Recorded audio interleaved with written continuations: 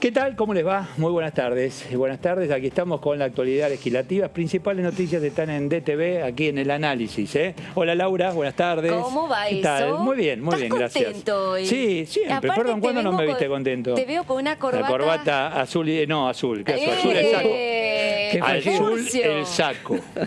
Y roja y blanca la corbata, ¿Y por como qué corresponde. será? Y esta noche yo creo que somos campeones. Y bueno. En un rato. Gracias, Talleres. Muchas gracias. ¿Por qué esa chicana barata? Bueno, no, qué sé yo. Hola, Marcos. ¿Cómo les va? ¿Qué tal? Muy buenas ¿Cómo tardes. estamos? Te iba a saludar de la misma manera que Laura. Está bien, pero pará, no hay que contar antes de ganarla, ¿eh? Tranquilo, hay que jugar. Racing viene haciendo fuerza. ¿Quién te dice? A lo ya mejor está cocinado. Puede ser. ¿Ya está cocinado? Ya está cocinado. ¿Sí? ¿Ya está todo cocinado? Bueno, en minutitos vamos a hablar un poquito de lo que tiene que ver con la economía aquí en la República Argentina, lo que tiene que ver con los datos que llegan oficialmente del INDEC. Por eso yo quiero destacar esto, datos del INDEC. Datos del INDEC, algunos sectores en crecimiento, hay que ver la comparación, yo puedo comparar crecimiento económico en relación al 2020 pandemia y compararlo 2019. Se puede comparar uno y otro, que el 2019 tampoco fue un gran año, esto lo sabemos todos, pero la comparación está dada en relación a este último semestre, ya lo que significa finalizar este 2021, con crecimiento en algunos sectores, fundamentalmente lo que tiene que ver con la industria sin chimenea. ¿Cuál es la industria sin chimenea? El turismo. Exacto. El turismo, por ejemplo. Uno dice turismo, bueno, es lo más fácil de levantar en cuanto a actividad, porque previaje de por medio es muy distinto lo que tiene que ver con industria pesada. Ahí hay que mover otro tipo de elementos, no solo el capital humano, que fundamentalmente es el mayor porcentaje para que un sector como el turismo crezca. Tenés que tener público de un lado, dinero, obviamente, pero mucho recurso humano. Ahora, la industria pesada necesitas insumos, necesitas dinero también, necesitas movimiento de máquinas que estén acorde a lo que se necesita, necesitas quien te compre, necesitas quien pueda vender, necesitas crédito de por medio, o sea, hay toda una historia. Por eso ese es otro tipo de crecimiento, pero fundamentalmente del que vamos a hablar, creo que vos tenés algo ahí para contarnos también, Marcos, el trabajo de micro, pequeña, mediana empresa. Cuando hablo de turismo, si hablas de una agencia de viajes, es una empresa micro. Tenés agencias que son medianas, si querés. Bueno, pero son temas que lo vamos a charlar y discutir en un ratito. Ahora vamos al encuentro de uno de nuestros móviles. Allí está Sofía Raimundes. Hola, Sofía, buenas tardes. Hola, Edu. ¿Qué tal? ¿Cómo estás? Buenas tardes, Muy buenas tardes para vos. Muy bien, muy bien. Saludo también a Laura y a Marcos en el piso y les cuento que estamos con una entrevista a una senadora nacional, con Laura Rodríguez Machado del PRO por la provincia de Córdoba, que finalmente fue electa diputada nacional y ya la tenemos con nosotros, ya los está escuchando, para charlar y debatir un poco sobre cómo queda conformado el nuevo mapa político argentino dentro de la Cámara de Diputados de la Nación y qué se espera, ¿no?, dentro de este debate de todas las fuerzas políticas, luego del 10 de diciembre para el año que viene y el comienzo de sesiones ordinarias. Buenas tardes a la televisión de la Cámara de Diputados. La verdad que empieza una nueva etapa legislativa donde evidentemente en las elecciones del 14 de noviembre modificó las mayorías y minorías que va a haber en ambas cámaras. En este caso, hablando de la Cámara de Diputados, por lo pronto se espera una mayor interacción entre oficialismo y oposición. Entiendo yo que un mayor acuerdo sobre los temas a tratar y una mayor negociación con mayúscula en el sentido de cuáles van a ser los textos finales que terminen siendo o no aprobados y las leyes que ingresen como temario en labor parlamentaria. Eduardo Serenellini, Rodríguez Machado, gracias por atendernos. Buenas tardes. No, por favor. ¿Qué tal? Bien, tardes. Muy bien. ¿Cuáles son los temas que usted considera prioritarios a partir de que asuman 10 de diciembre y hacia el 2022? Bueno, primero lo que hay que ver, que estaría en tratamiento en diputados, e interpreto que se va a tratar con la nueva Cámara, es el presupuesto nacional. En el presupuesto nacional están definidas muchas perspectivas que el gobierno actual tiene, que tiene que ver con el nivel de inflación, el nivel de actividad, el nivel de presión tributaria. Creo que eso abre un abanico de temas que le interesa a los argentinos. ¿Cuál es? El nivel inflacionario. ¿Cuál va a ser la presión tributaria y de qué tipo sobre todos los sectores productivos de la Argentina? ¿Cuál va a ser la definición del Estado en relación a su acuerdo o no con el Fondo Monetario? Y también cuál va a ser la definición en relación a subsidios de ahora en más. Así es que creo que el mismo tratamiento del presupuesto abre una serie de temas. Y por otro lado también creo que como va a haber muchos diputados de la oposición, probablemente, y me animo a decirle, se presenten una gran cantidad de proyectos actualmente de la oposición para modificar leyes aprobadas por el kirchnerismo últimamente. Diputada y electa, Laura Rodríguez Machado. Laura Serra, te saluda. Gracias. ¿Cómo estás? ¿Todo bien? ¿Cómo le va a Tocaya? Tocaya. Todo bien. Y con provinciana también. Preguntarle... ¿Y con Brasil? Sí. No, preguntarle sobre, bueno, esta cuestión de cómo va a ser la dinámica legislativa a partir de la renovación parlamentaria, ¿no? Porque hay como cierta expectativa de que después de un año electoral donde ambas cámaras, pero sobre todo la Cámara de Diputados estuvo bastante inactiva en estos últimos meses, el año próximo se recupere la actividad. Usted lo decía recién, va a haber muchas iniciativas presentadas, ¿no?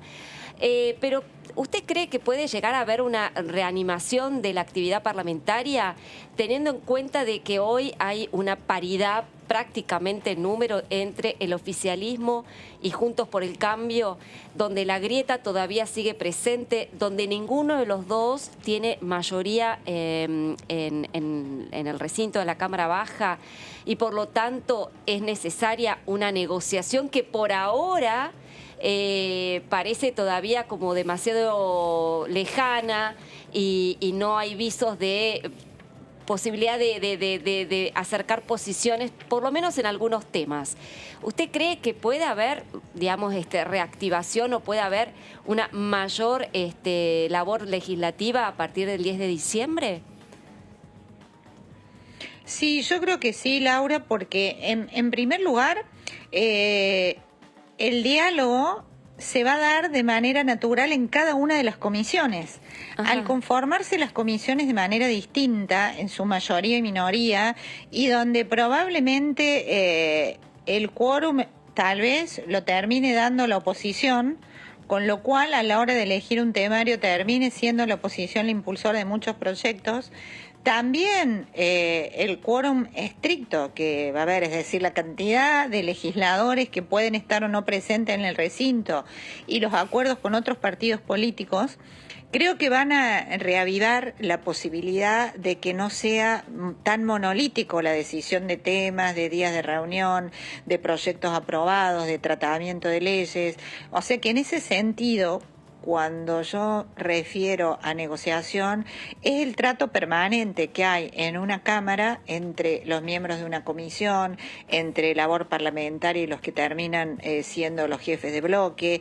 Eso se va a dar, porque no hay forma de no llegar a ese acuerdo, porque si no, la parálisis sobre la Cámara de Diputados en este caso va a ser abrumadora y eso es imposible que pase de cara a la sociedad. Sí.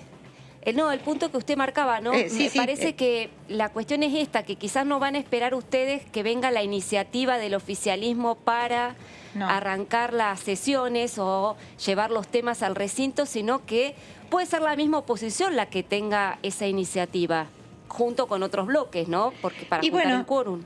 Eso puede pasar, claro, Laura, eso puede pasar, suponiendo que juntemos el quórum, la oposición, que se nos sumen algunos bloques que no conforman parte ahora del oficialismo y terminamos generando dentro de la misma sesión, poner la Cámara en comisión y empezar a tocar determinados temas. Se termina ahí la discusión, o sea, van a tener que sentarse a dialogar. Digo, todo esto es posible, no es que necesariamente, pero sí puede pasar. Entonces creo que el llamado al diálogo y a terminar con la grieta va a ser necesario. Diputada, ¿cómo le va? Marco Giorgetti lo saluda.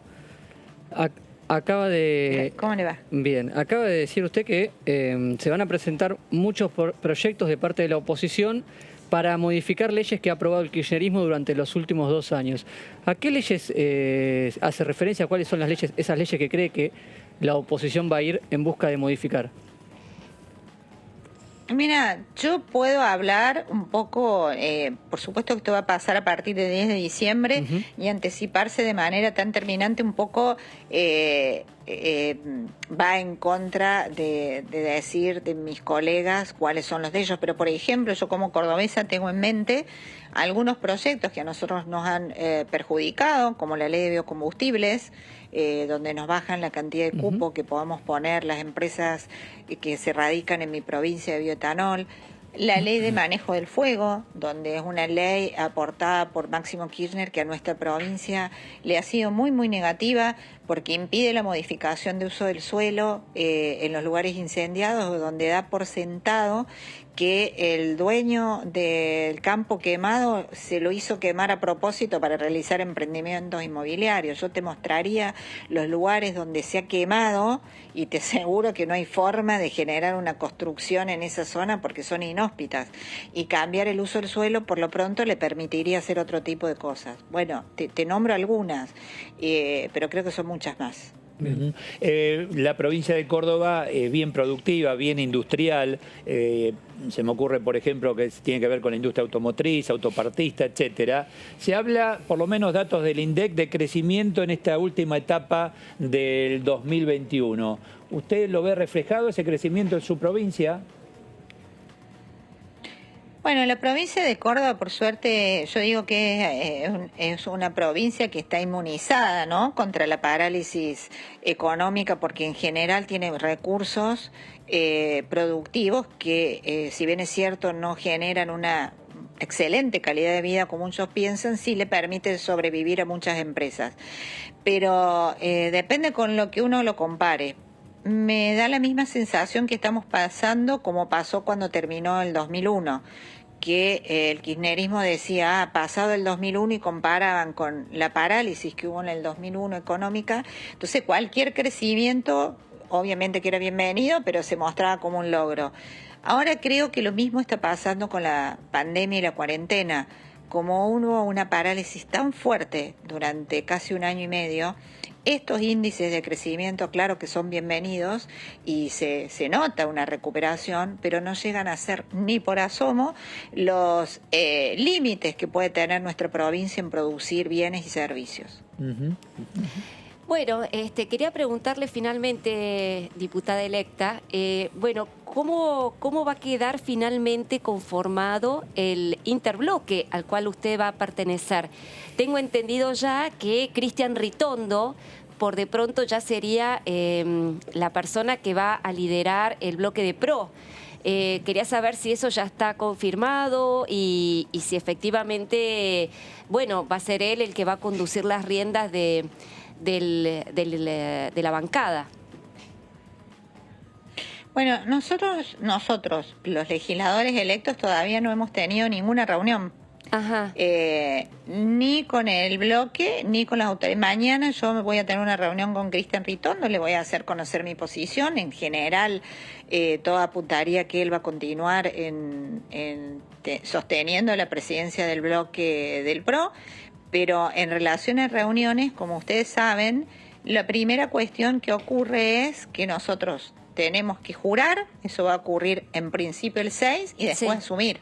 Una vez asumido, se producen las reuniones en virtud de la cual la nueva conformación de cada una de las mayorías y minorías, en este caso del PRO, definen quiénes van a ser sus autoridades.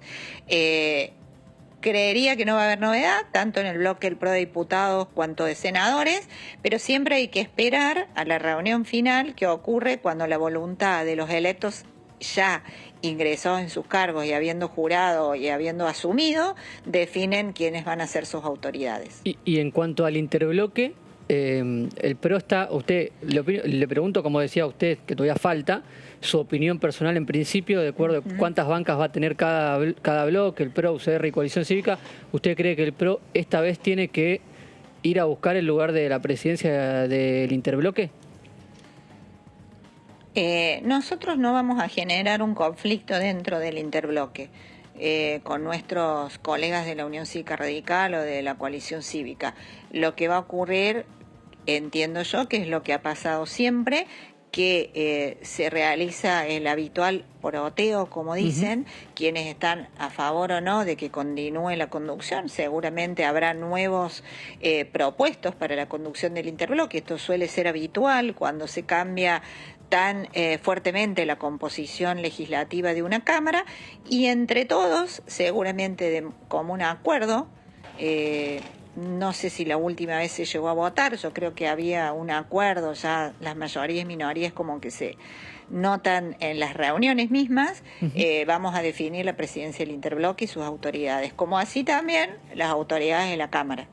Si bien falta, pero hacia el 2023 ya oficialismo y oposición están hablando del 2023, etcétera. Es más, en las últimas horas el expresidente Macri dice: hay muchos curas que quieren ser papa, pero va a haber que, en relación al 2023, que por lo menos competir. ¿Lo entiende así, Laura? La verdad que en política, todos los que en política y los que entienden que están generando las posibilidades de con su presencia mejorar las condiciones de vida de la gente, es legítimo competir. Es legítimo que aspiren a nuevas posiciones políticas, a nuevos cargos o a candidaturas. Así es que, efectivamente, la competencia es lo sano en política. Venimos de un Juntos por el Cambio, donde hubo interna en la mayoría de las provincias, donde luego en las internas se produjo un trabajo en conjunto de quienes ganaron y perdieron, caso concreto de la provincia de Córdoba. Así es que me parece muy, muy sano que las decisiones en política se hagan con la competencia y el voto de la gente o de los afiliados. Y en la provincia de Córdoba, ¿cómo lo ve a Juntos por el Cambio? Vienen de tener sendos triunfos importantes en las legislativas, pero después, a la hora de renovar la gobernación, termina prevaleciendo el cordobesismo, digamos, el peronismo provincial. ¿Cómo ve la situación de cara también a 2023, pero en términos de la provincia?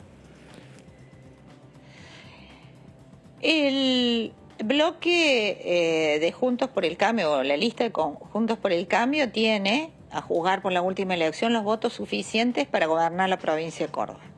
Depende de Juntos por el Cambio de mantenernos unidos, porque como recordaremos, en la provincia de Córdoba no hay paso para gobernador.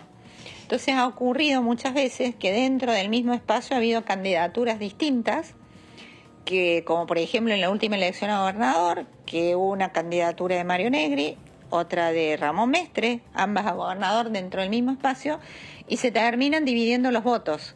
Conclusión, gana el peronismo.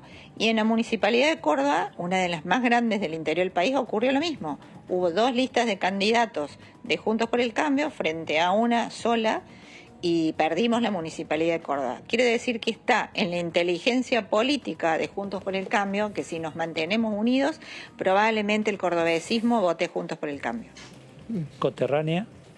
No, bueno, siguiendo esta misma línea, ¿no? Y preocupada un poco por cómo va a seguir la cuestión provincial.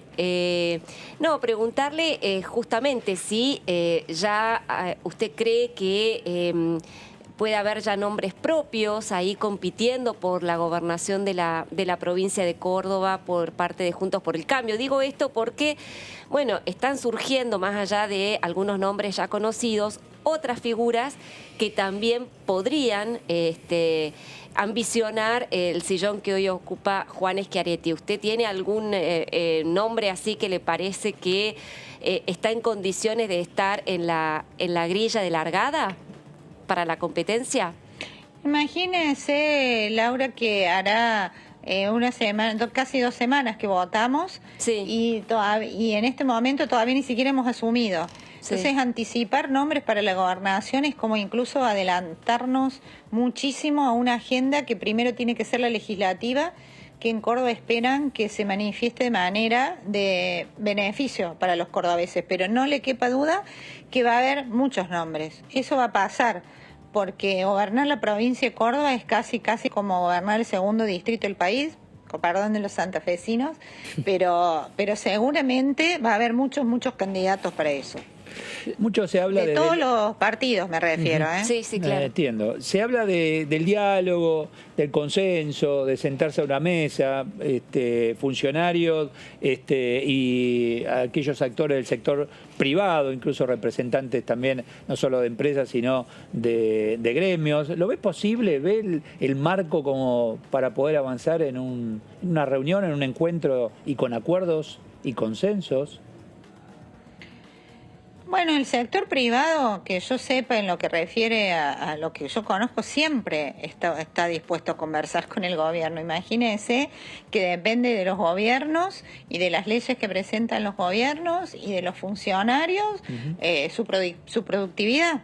Así es que no me parece bajo ningún punto de vista que no haya un sector de la economía que no esté con disposición a sentarse a conversar. Lo que ocurre es que después de sentarse a conversar hay que tratar de llegar a acuerdos. Eso yo no sé, por ejemplo, pongo el caso como el sector de los frigoríficos. Se sientan a conversar, antes de las elecciones no los recibía nadie, ahora el sector de los frigoríficos lo reciben todos los ministros, los gobernadores, pero sin embargo no aflojan a la posibilidad de exportar carne, o ampliar, o eliminar la prohibición de exportar, aunque sea ese cupo que hay.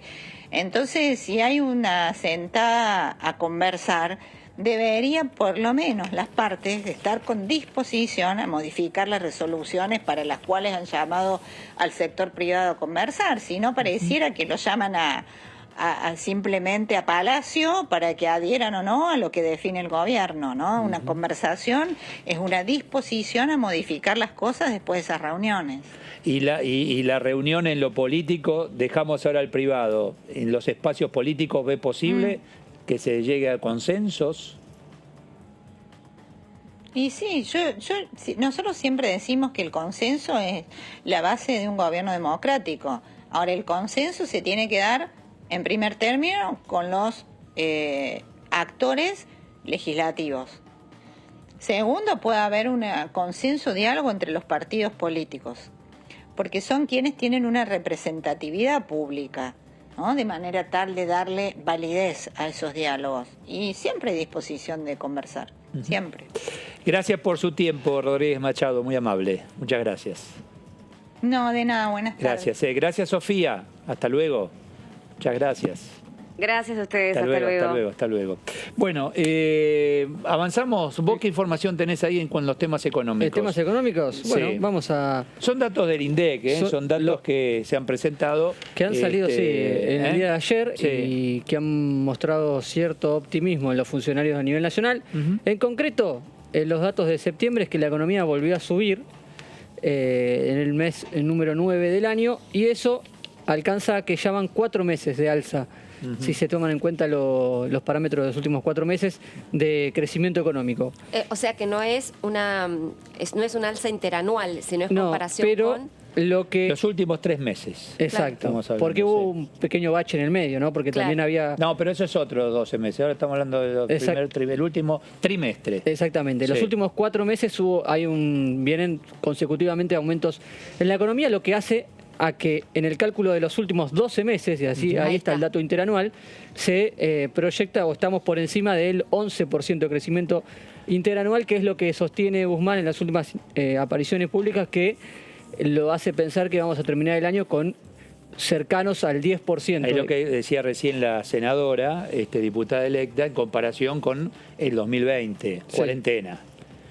Si yo te digo, los colegios ahora venden más caramelo que el año pasado, sí, estaban cerrados el año pasado, no había pibe. Entonces, pero acá, de todo modo, lo importante, es el crecimiento. La novedad es que se proyectaba un aumento para este año del 8% de la economía, cercano al 8%. Después hubo una corrección que también avaló el Fondo Monetario Internacional de superior al 9%, y ahora las últimas apariciones del ministro y los datos que se han conocido de la economía esta última semana es que se podría incluso hasta superar el 10% de crecimiento para el 2021. Esa es la novedad que arrojan los últimos 4 meses y esta evaluación interanual de que estamos al 11% del crecimiento y que vamos a terminar el año seguramente acumulando cerca del 10% para el 2021. Importante que tiene que ver con las pequeñas y medianas empresas, en este caso las exportadoras. Ayer hubo un encuentro y hoy avanzaron de industriales en la provincia de Buenos Aires, donde obviamente, a ver, el empresario es optimista por naturaleza, si no, no podría ser empresario, menos en Argentina. Si vos no sos optimista, viste, y voluntad, es muy difícil. Nadie abre un negocio pensando que va a fundir. Pero bueno, o sea que ese es un dato importante. ¿Qué dicen las pequeñas y medianas compañías exportadoras que ven una situación importante de quien te compra? Ese no es un detalle menor. O sea, el mundo... Así como tuvimos un mundo deprimido en 2020... Hoy está con necesidades de compra. Atención con este detalle, atención... Carne, atención, que no podemos exportar la carne que uno pudiera exportar, y entre otras cosas. Pero ¿qué pasa? Acá estos pymes, estas pequeñas y medianas empresas dicen, yo veo a mi potencial cliente con necesidad de comprar lo que yo produzco en Argentina. Ahora, ahí viene la otra parte. ¿Cuál es la realidad en la Argentina para yo poder calificar, competir con el mundo en relación a mis competidores? ¿Quiénes son los competidores? Y en algunos sectores Brasil, en otros Uruguay, en otros Paraguay, etcétera. Y ahí aparece, por eso el mundo compra, están bien contentos los empresarios exportadores, pero acá golpean las puertas y dicen, ojo con lo impositivo, tocame los impuestos, yo no puedo competir con un mundo que no tiene inflación y no tiene el nivel impositivo que tenemos nosotros, etcétera. El tema cambiario. Bueno, ese no es un detalle menor. Falta de insumos en algún caso, pero para ver el medio vaso lleno, bueno, el mío está todo vacío, pero el medio vaso lleno, digo, tenemos mercado. El mundo tiene mercado para lo que se produce en la República Argentina. Entonces, la otra parte, y donde hay que trabajar y mucho, y ahí lo ve con optimismo, más allá del gobierno, el sector privado, es el interesado en que esto funcione, dice, muy bien, por eso la reunión ayer de industriales y reuniones permanentes, para decir, bueno, algo hay que tocar en el tema impositivo, laboral. Vieron que se habló en esa reunión de ayer de posibilidad de levantar la doble indemnización por despido. Bueno, ese no es un detalle menor y que pasó así de largo. El propio ministro del Trabajo lo dijo ayer. Casi que lo confirmó. Entonces, ese es otro dato que dicen aquellos que tienen que contratar para poder producir más de lo que producían el año pasado, necesita más gente. También es una señal de que efectivamente se está pensando en que ya estamos superando la pandemia, más allá de lo que vemos en Europa, y que a lo sumo habrá que tener restricciones o algún tipo de normativa diferenciada para aquellos que no se quieren vacunar aún, pero ya estamos saliendo de lo que fue el grueso de la pandemia. Bueno, yo ahí sería cauto, pero en principio hoy esta es la realidad.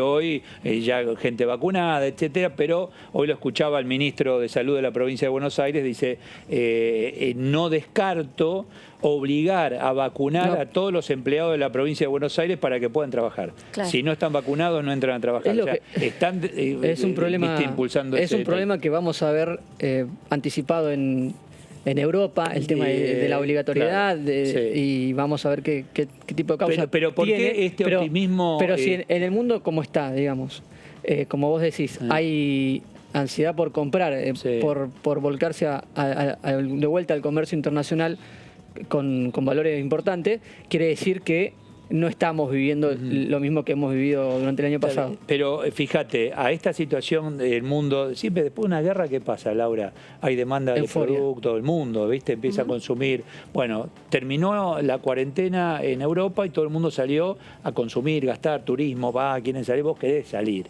Bueno, Argentina está viviendo esa etapa y ahora, atención, por eso este optimismo potencial, dice, el mundo que empieza a confinar nuevamente a su gente, las empresas comienzan a no tener empleados para producir. Eso que no producís y sí demandan, necesitan comprarlo en el exterior.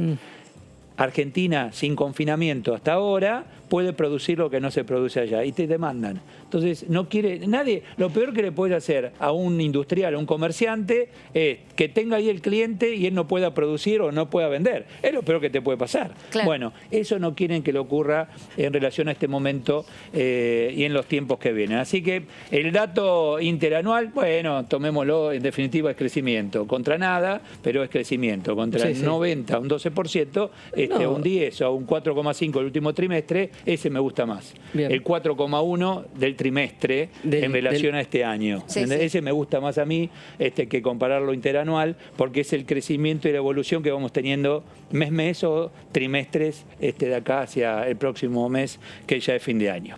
Bueno, en un ratito seguimos con esto. Perfecto. Yo sé que a vos te encanta. Y bueno, me vine preparado. Me vine preparado porque a vos también te gusta el tema económico. Por supuesto, me encanta. Para que tengo una diputada, en la primera página. Jimena García, ¿no? De la Unión Cívica Radical, pero vamos a presentar primero la provincia de Santa Fe.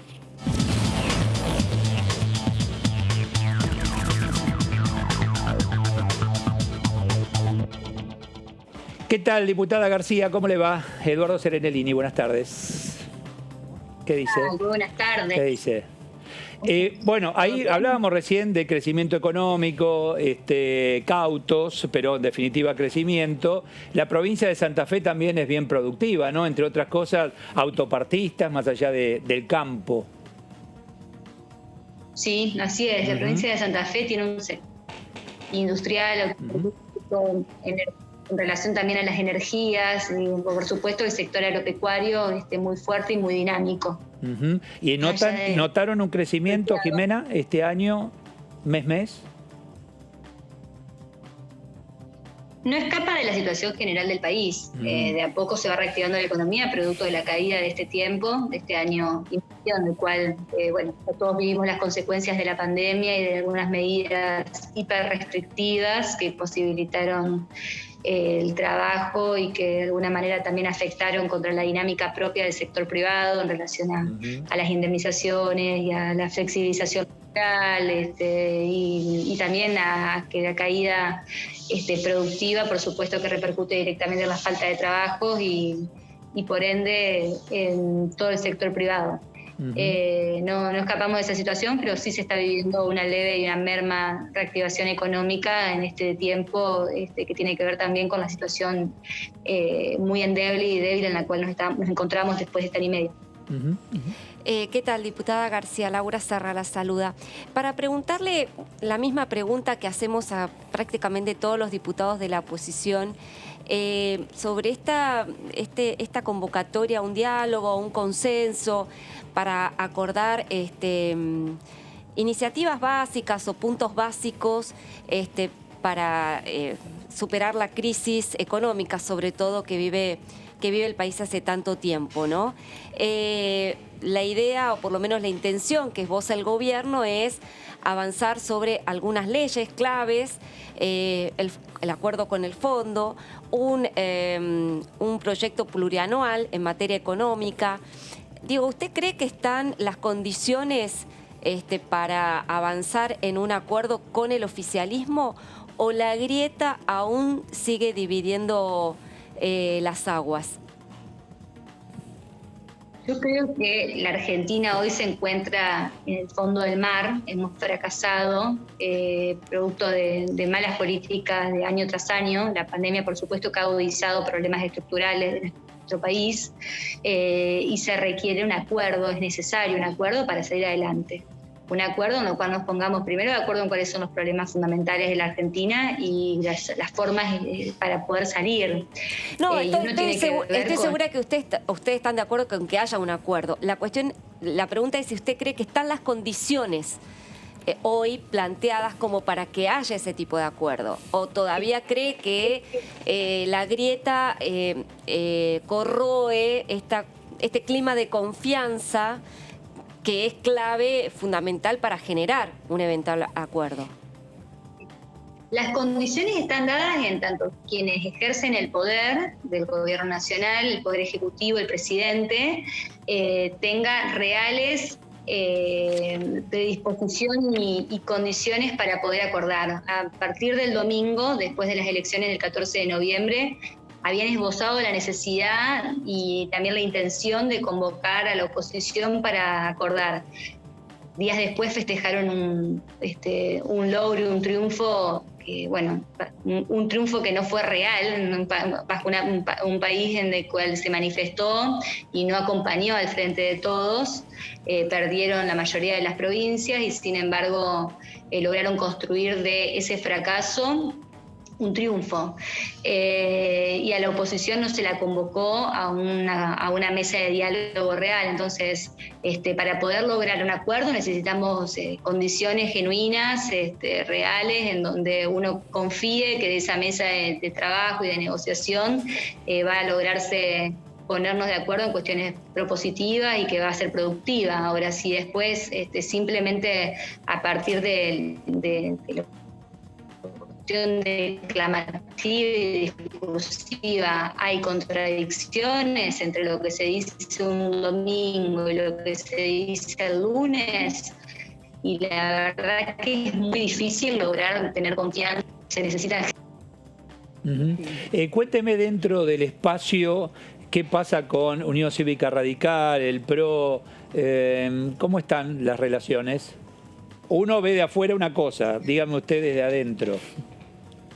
Sí, no, las relaciones nosotros hemos logrado a través de las PASO, que es un espacio institucionalizado y democrático en el cual disputamos y en el cual ponemos a la vista, por supuesto, las diferencias que tenemos dentro de Juntos por el Cambio y sometemos a la voluntad popular que elija a los mejores electores, pero después de eso entendemos que son las reglas del juego y que es un espacio institucionalizado en el cual uno asume que una vez que las PASO terminan, vamos todos atrás del elector. Nosotros, de quien resultó electo, nosotros en la provincia de Santa Fe ganamos las elecciones internas y luego durante todo este tiempo, de las PASO hasta las generales, Juntos por el Cambio de la provincia de Santa Fe, como en el resto del país, se mantuvo unido, trabajando codo a codo para poder hacer la mejor de las performances en los resultados electorales y para poder ser también fiel y leal al mandato de la ciudadanía, que es mantenernos unidos, trabajar en conjunto,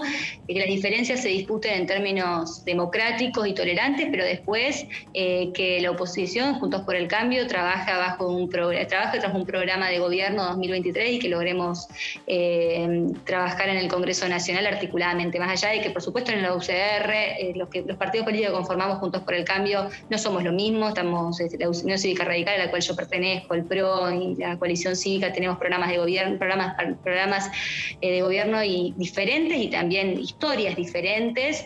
Nos unen más, tenemos más condiciones que nos unen que las que nos desunen y nos dividen. Por eso es que Juntos por el Cambio, esta alianza de partidos políticos, se mantiene en el tiempo y luego de las PASO estamos consolidados como alianza de partidos y también con la intención de seguir trabajando y profundizando la unidad. Diputada Marco Giorgetti, ¿cómo le va?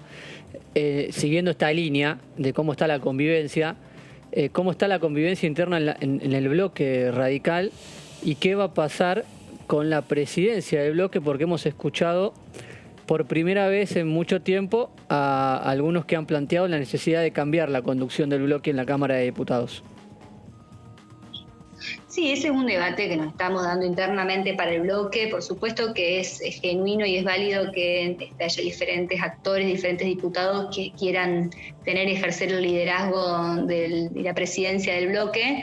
Hasta ahora estamos, como solemos hacer los radicales, dialogando y debatiendo internamente quién es el que se encuentra en mejores condiciones para poder afrontar este gran desafío, porque es un Congreso que seguramente tiene muchas demandas sociales y tenemos que estar a la altura de las circunstancias. Nosotros hoy ganamos las elecciones, pero no desconocemos que estamos en un momento crítico de la Argentina, en términos económicos, en términos sociales, en términos sanitarios, que estamos saliendo de una pandemia, pero que las secuelas quedan, y necesitamos tener líderes y quienes se encuentren en ese lugar que logren administrar las diferencias y trabajar en conjunto, priorizando la unidad. Por esas razones que nosotros desde el interbloque y también desde nuestro bloque estamos en este momento en pleno proceso de debate de quién va a presidir. ¿Y usted qué le parece que tiene que ser? ¿Mario Negri continuar siendo el presidente o quizás buscar otro nombre como Emiliano Jacobiti, que se postuló últimamente para ese lugar? Yo creo que Mario Negri ha hecho un muy buen trabajo durante este tiempo, tanto en el bloque como en el interbloque de Juntos por el Cambio. Por supuesto que creo que hay que seguir debatiendo y charlando entre nosotros sobre si es necesario hacer que haya modificaciones, y si la mayoría opina eso, tratar de dialogar para que sea el más representativo, porque eso es lo más importante también. Tiene que ser un nombre representativo que logre administrar las diferencias, no solamente del bloque radical, sino del interbloque. Parece que Mario Negri durante este tiempo lo ha hecho muy bien, pero por supuesto que es un tema que no está cerrado, que está todavía sometido a discusión y que por eso tampoco me anticipo a exponer una posición personal en un tema que requiere respeto y diálogo interno del bloque. Una decisión que tenemos que tomar entre todos y tiene que ser lo más justa y representativa posible. Jimena, en relación a la delicada situación de seguridad que vive Santa Fe, haciendo foco en Rosario, ¿sienten acompañamiento nacional del gobierno nacional? ¿Siguen desprovistos? ¿Cuál es la realidad hoy? Bueno, ustedes habrán visto en las noticias, los homicidios, los asesinatos de la provincia de Santa Fe son noticias de todos los días. Más allá de que se han enviado fuerzas federales, consideramos que son insuficientes. Se han enviado menos que cuando nosotros del gobierno de Cambiemos ejercíamos el gobierno y el Ministerio de Seguridad. Creemos que es un paso positivo. Por supuesto que la noticia de Saín como nuevo miembro integrante, el exministro de Seguridad Saín de la provincia de Santa Fe como nuevo miembro integrante del Gabinete Nacional es una muy mala noticia, al igual que la designación de Aníbal Fernández. Acá en la provincia de Santa Fe ha fallado rotundamente y ha fracasado su gestión. Fue recientemente echado por la legislatura provincial del cargo que tenía en el Ministerio Público Fiscal de la provincia de Santa Fe. Por eso no creo que sea una buena noticia para la seguridad del país, para la provincia de Santa Fe, que ahora se incorpore al Gabinete Nacional. La seguridad es un tema complejo. La mayoría de los casos de homicidios, el 60%, tienen que ver y están relacionados con la narcocriminalidad, con las drogas que está instalada en los barrios de la provincia de Santa Fe, pero fundamentalmente en la ciudad de Rosario y en la ciudad de Santa Fe. Pero como es un tema complejo, también requiere políticas profundas, de fondo, que tienen que ver con la inclusión en el sistema de millones y millones de santafesinos que están marginados y que hoy encuentran en la narcocriminalidad una salida lamentable que genera esta situación aberrante en la que hoy nos encontramos, y que por eso creo que hay políticas que tienen que ver con lo inmediato, como aumentar las fuerzas federales, las fuerzas de seguridad, para generar paz y orden, promesa incumplida por parte del gobernador Omar Perotti hasta ahora, pero también tiene que ver con políticas profundas de inclusión. Y el cambio de este funcionario allí en la provincia, quien ocupa su lugar, ¿le da esperanza a ustedes? ¿O es más de lo mismo? ¿Podrá hacer algo? Hasta ahora ha demostrado mejores modales que el exministro Saín, pero sin embargo la situación no ha cambiado. Nosotros tenemos el triple de tasa de homicidios en relación al resto del país, la provincia de Buenos Aires, y hoy Rosario lamentablemente está siendo catalogada como el Medellín de la Argentina, cosa que es una categoría dolorosísima para todos nosotros y para todos los santafesinos, pero para todo el país, que encontrar circuito de criminalidad en relación a la droga y que está inserta en cada una de las relaciones sociales, y que por supuesto es un entramado que tiene relaciones tanto con alguna cúpula policial, no toda, por supuesto, con la política, con empresarios, y por eso es algo que tiñe a un entramado que va más allá de simplemente vendedores de droga. Esa es la complejidad del asunto, y que también hoy, de alguna manera, es tanta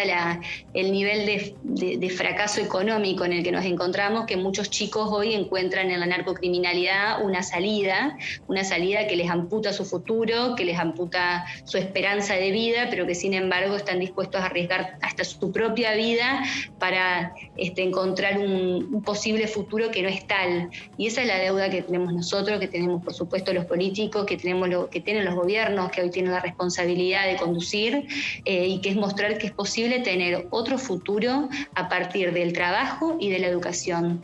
Y por eso también, cuando hablamos de pobreza, cuando hablamos de la reactivación económica, es fundamental para poder creer y tener esperanzas de que todos los argentinos van a tener la posibilidad y la oportunidad de progresar a través de las herramientas del trabajo, y por supuesto para eso es imprescindible la educación.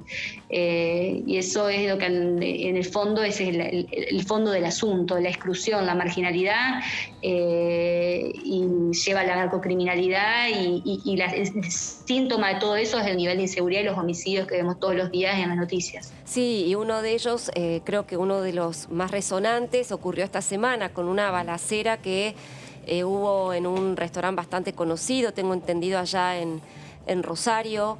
Y quería preguntarle, diputada, justamente en qué quedó el envío de fuerzas federales por parte del Ministerio de Seguridad de la Nación, si efectivamente envió efectivos el ministro Aníbal Fernández, y si de alguna manera eso sirve de algo, ¿no? Si está atemperando la situación de por sí ya caldeada y conflictiva en la provincia.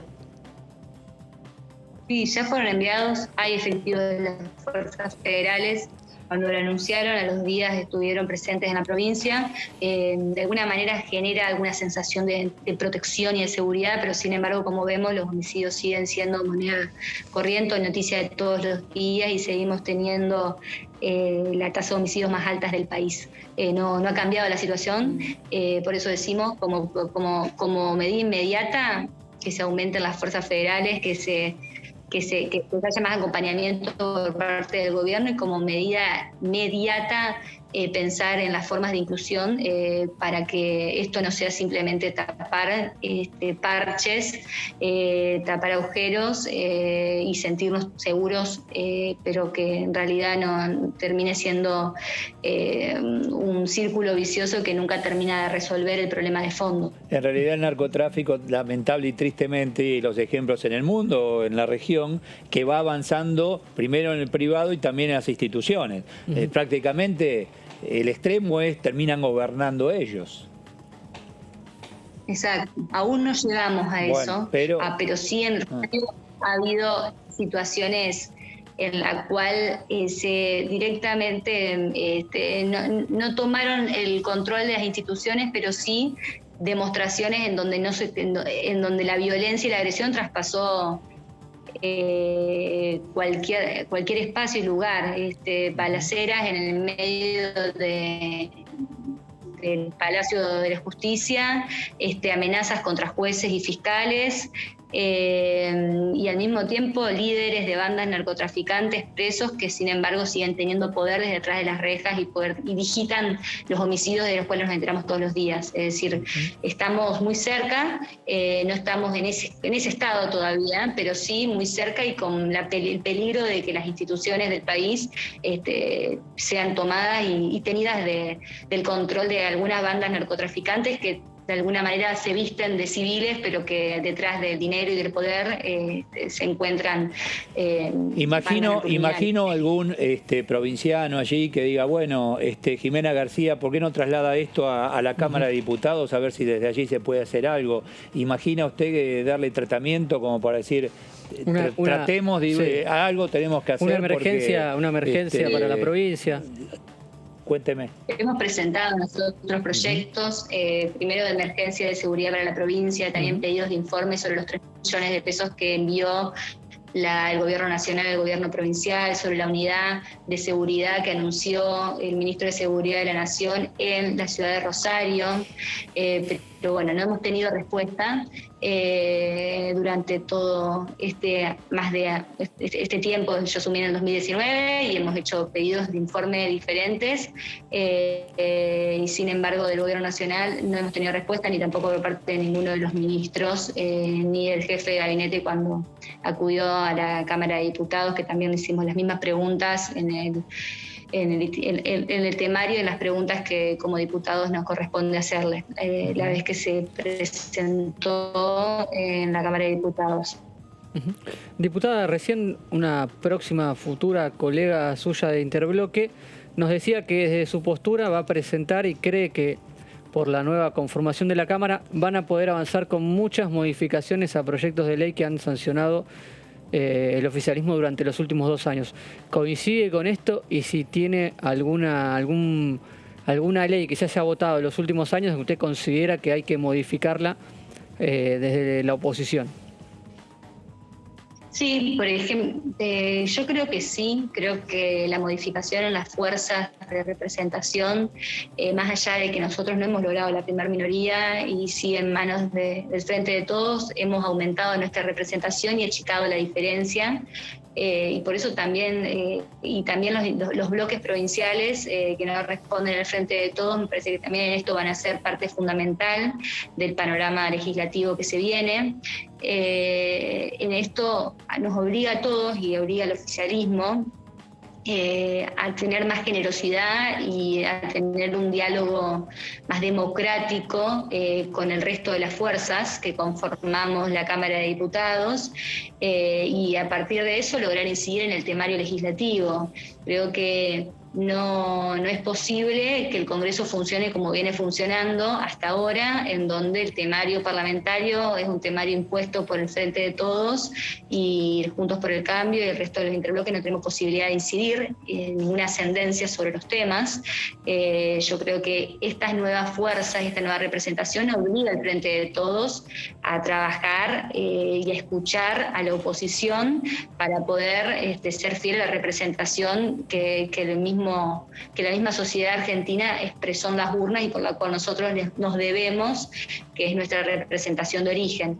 En ese sentido, nosotros, yo creo que hay muchas iniciativas que pueden ser nuevamente discutidas. Una, la ley de biocombustibles, una ley que afectó y atenta directamente contra la provincia de Santa Fe. Nosotros en la provincia de Santa Fe tenemos 18 plantas de biocombustibles, 16 de biodiesel, 2 de bioetanol, una a base de azúcar y otra a base de maíz. Y que con la nueva ley de biocombustibles se reduce el corte a la mitad, al 5%, con posibilidad de reducirlo al 3% en el corte del gasoil con el biodiesel. Y la provincia de Santa Fe es una de las más afectadas con esta nueva ley. Creo que con la nueva conformación de la Cámara de Diputados y de la Cámara de Senadores, que también es un hecho histórico, nosotros en la provincia de Santa Fe ganamos por más de 10 puntos al Frente de Todos y tenemos la representación de 2 senadores de Juntos por el Cambio radicales en el Senado. Tenemos la posibilidad de rediscutir leyes que han atentado directamente contra la industria, contra las energías limpias, como es el caso de los biocombustibles, contra la producción y contra nuestra provincia. Ya que hablamos del tema medio ambiente y cuidado del medio ambiente, etcétera, ¿cómo ve esta ley de envase donde aparece un 3%, un 2, 1,5, 0,5, bueno, impuesto, tasa? ¿Cómo ve esa situación, esa discusión, donde en principio acá estuvieron un grupo de empresarios y todos en contra, en principio por la tasa o el impuesto, ¿no? ¿Cómo lo ve usted? Y ayer también tuvimos una reunión que convocamos de Juntos por el Cambio, empresarios representativos del sector. A eso me refería, justamente, a eso me refería. Sí. En la mayoría de los casos, la unanimidad, la necesidad de que se realice la gestión de los envases por parte de los productores.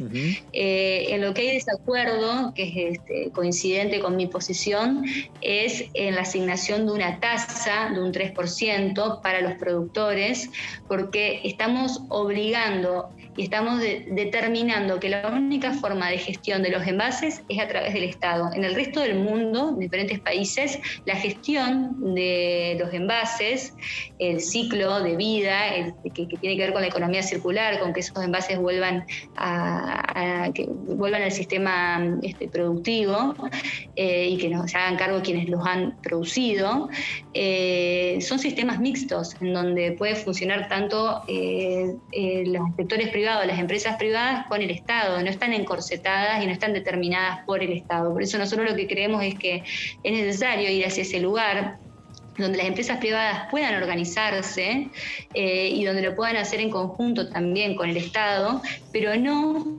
que el Estado lo haga a través del cobro de una tasa que es una caja más para el frente de todos, que no sabemos cómo la administrar. Hasta ahora las cajas que ha administrado las ha administrado de manera fraudulenta y que en el fondo no resuelve la cuestión que tiene que ver con que esos envases, que son envases que producen el 30% de los residuos de nuestro país y que luego se encuentran tirados en las vías navegables, lagos, ríos, mares, y que tardan años y años en degradarse y producen contaminación, producen emisiones de gases de efecto invernadero, producen calentamiento global, tengan un destino final. Y para eso se tienen que cargo los productores, quienes lo producen, y por eso hablamos de la responsabilidad. Y ese 3% lo paga la empresa, ¿y quién lo termina pagando, Jimena?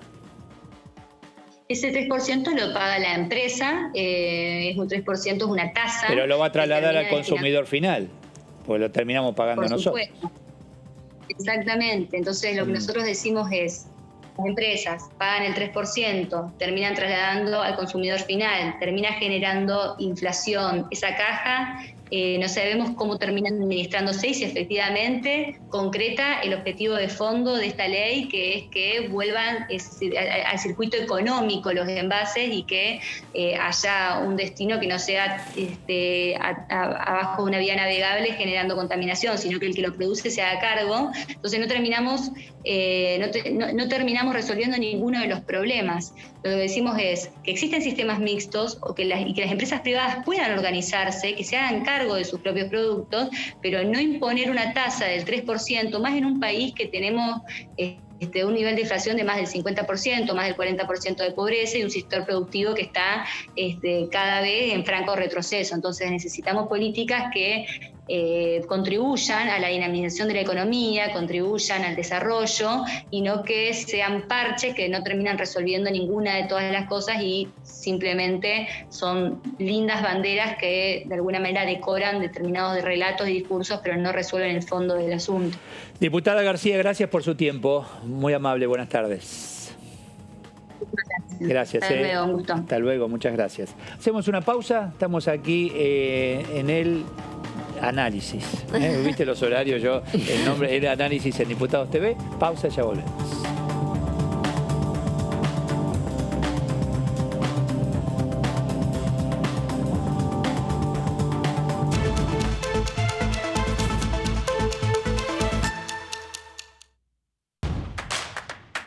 Información. Análisis. Diálogo. Consenso. Innovación. Economía. Ambiente. Tecnología. Federalismo. Pluralidad. Oficialismo. Oposición. Todo lo que sucede en el Congreso. Te lo contamos nosotros. Porque somos tu voz en el Congreso. DTV, el periodismo en el Congreso. ¿Qué es tener tu casa propia? ¿Es tener un título que diga que es tuya?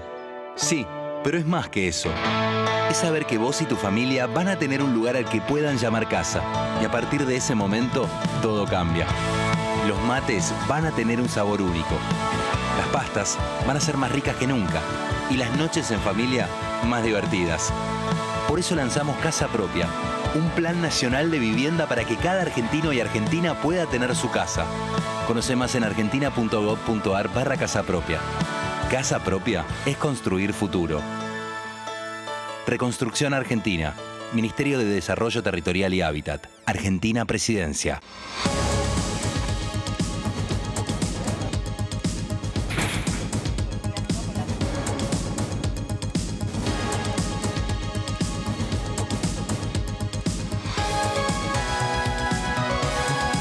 Todo lo que sucede en el Congreso te lo contamos nosotros, porque somos tu voz en el Congreso. DTV, el periodismo del Congreso. Las sesiones son el espacio donde los diputados debaten proyectos de ley para su aprobación, modificación o desaprobación. En una misma sesión se pueden tratar varios proyectos de ley. Desde el 1 de marzo, cuando el presidente las inaugura, se desarrolla el periodo de sesiones ordinarias. Entre el 1 de diciembre y el 28 de febrero se extiende el periodo de sesiones extraordinarias que solo pueden ser realizadas a pedido del presidente de la Nación. En el recinto, el bloque oficialista se dispone a la derecha del presidente de la Cámara, el bloque opositor mayoritario a la izquierda y en el centro los bloques con menos cantidad de integrantes. En el tratamiento, en general, los diputados tienen 7 minutos y los jefes de bloque entre 20 y 12 minutos conforme al número de legisladores que representen. La sesión es dirigida por el presidente de la Cámara de Diputados, que administra el uso de la palabra y las distintas instancias del funcionamiento. A la izquierda del presidente está el secretario administrativo, a la derecha el secretario parlamentario y debajo de él están los taquígrafos, que registran cada uno de los testimonios.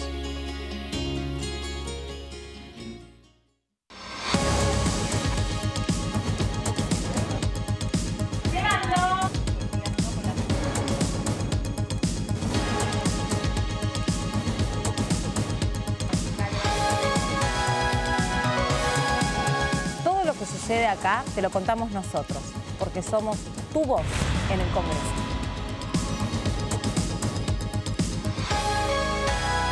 DTV, el periodismo del Congreso. Con el Plan Básico Universal, siendo beneficiario o beneficiaria, podés acceder a planes económicos y accesibles de telefonía fija, telefonía móvil, televisión por cable e internet en todo el país. Solo tenés que llamar a tu empresa proveedora de servicios. Exigilo, es tu derecho. Más conectados, más cerca. Conoce más en argentina.gov.ar/Plan Básico Universal.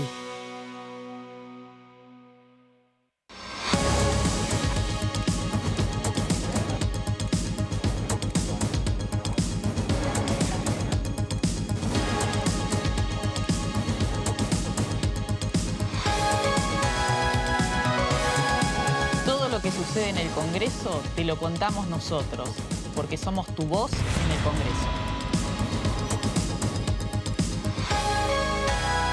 DTV, el periodismo del Congreso. El virus se transmite por el aire en espacios mal ventilados. Por eso, al ventilar, recordá las 3C, constante. Mejor una ventana abierta todo el tiempo que abrirla y cerrarla de manera intermitente. Cruzada, por lo menos 2 ventanas o puertas abiertas para que el aire circule. 5 centímetros al menos de apertura. En el auto, abrir una ventanilla de adelante y una de atrás.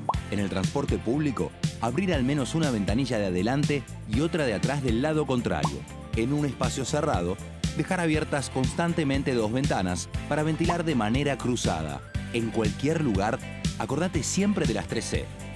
Constante, cruzada y de al menos 5 centímetros. Sigamos practicando la cuidadanía. Ministerio de Salud. Argentina Presidencia. ¿Qué diferencia hay entre la Cámara de Diputados y la Cámara de Senadores? La Cámara de Diputados representa al pueblo de la nación argentina. Esto significa que las provincias más grandes y con mayor cantidad de habitantes tienen muchos más diputados que las provincias más pequeñas. La manera de establecer las cantidades es proporcional. La Cámara de Senadores representa a las provincias. Cada provincia envía 3 senadores al Congreso Nacional. El total de senadores es 72 dado que las provincias argentinas son 24. Este es un número fijo. Por ejemplo, la provincia de Buenos Aires cuenta con 70 diputados nacionales y la provincia de Tierra del Fuego con 5. Pero tanto la provincia de Buenos Aires como la de Tierra del Fuego cuentan con 3 representantes cada una en el Senado de la Nación. Cada 2 años, el Congreso Nacional renueva la mitad de sus diputados y 1/3 de sus senadores nacionales. El mandato de los senadores es de 6 años, mientras que el de los diputados es más breve, dura solamente 4 años.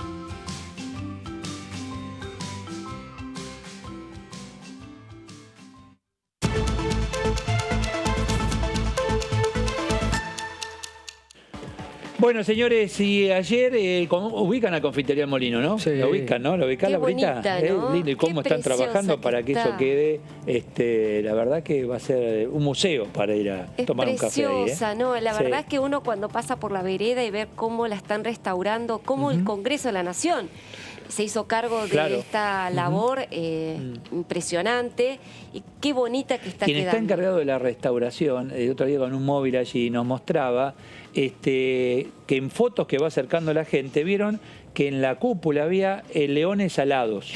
Dice, pero no estaban. Entonces los reconstruyeron y ahora están. Ahora los vas a ver. Mirá. Entonces, todo como era originalmente. Después, perdóname, zonas pintadas. Decía, a ver, empezaron a sacar la pintura, 3, 4 capas de pintura y abajo era dorado.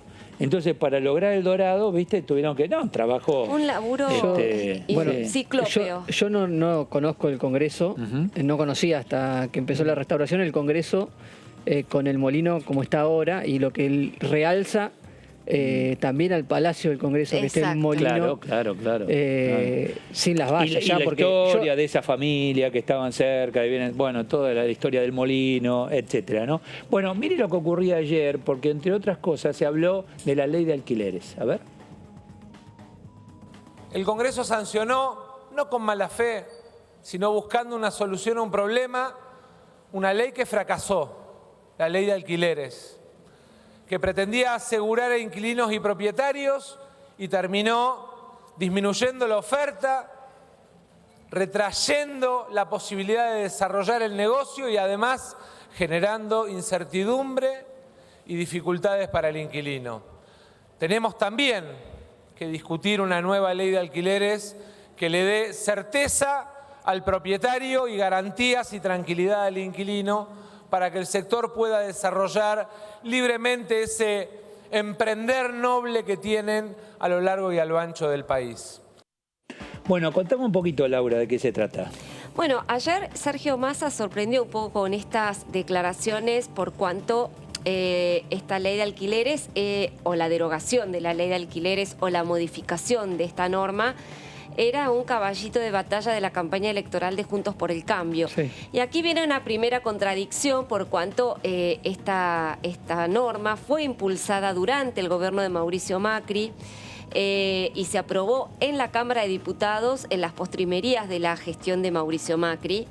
Luego se terminó de sancionar por el Senado en el gobierno de Fernández en junio de 2020. Es decir, que aquí hubo como una responsabilidad compartida en cuanto a el fracaso, como dice Sergio Massa, de esta ley, que efectivamente ¿Se aplicó fue un fracaso. en algún momento esta ley? ¿Se aplicó? No es que se aplicó, claro. sí se aplica y de hecho los resultados están a la Porque vista. hay renovación de contratos que se hicieron fuera de Bueno, pero ahí está, hecho. el efecto está a la vista, que hoy tenés un mercado totalmente, digamos, informal, claro, de alquileres, por cuanto ni los propietarios ni los inquilinos pueden zanjar las diferencias que esta misma ley ha promovido en cuanto a la duración de los contratos, la obtención de garantías, cómo se actualizan los contratos, son los puntos más polémicos. Entonces eso genera que muchos propietarios o no pongan los inmuebles en alquiler,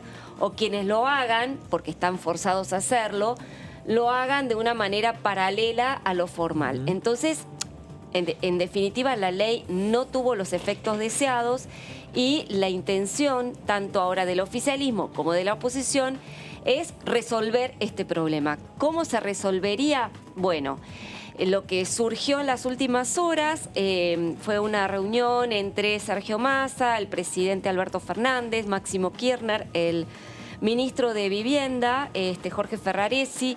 La intención es avanzar en, por de pronto, una suspensión de la norma por 180 días. ¿En la reunión no aparecen representantes de inquilinos y de propietarios? No, porque que son por ahora... beneficiarios o perjudicados, Los inquilinos, por lo menos una de las agrupaciones más importantes, está en contra de que se... se suspenda o derogue la ley actual. ¿Por qué salió mal que nadie la utiliza? Porque escucharon una sola parte. Cuando sancionaron la que está hoy. Terminó siendo lo que es. Sí, cuando vos escuches a las dos partes, porque vos tenés que beneficiar al inquilino, muy bien, pero también al propietario. El propietario no es acá hay tres partes, Sí. Además, esa es la complicación que siempre estuvo históricamente esta ley aquí en la Cámara de Diputados, pues están los propietarios y también están las inmobiliarias. Yo recuerdo que en el debate en la comisión, las inmobiliarias se habían ido contentos por las últimas modificaciones que lograron en el dictamen, por el tema y los que de honorarios, que dicen no son comisiones, son honorarios. Exacto. Bueno, muy bien. Pero eso lo festejaron. Los que se fueron muy enojados en ese momento fueron los propietarios. Festejaron, pero después dejaron de festejar porque terminó pasando lo que dice Laura. Para nadie fue beneficioso, evidentemente. No, pero sí, para algunos sí. El inquilino se veía beneficiado porque escucharon solo al inquilino. El inquilino defiende el tema de las garantías, que antes de esta ley el inquilino estaba no tiene oferta para alquilar. Exacto. ¿Y entonces qué pasa? Hay más demanda que oferta, ¿qué pasa? ¿Aumenta el precio del alquiler? Sí. Pero hay que... Bueno, termino el cuento. Sí, no interrumpas, Marcos. Sí, por favor. No, usted, señor conductor. Para eso soy conductor. ¿Qué va a hacer? Bueno, dígame. Ahí le cuento. No se me ponga ansioso. Sí, siempre soy ansioso.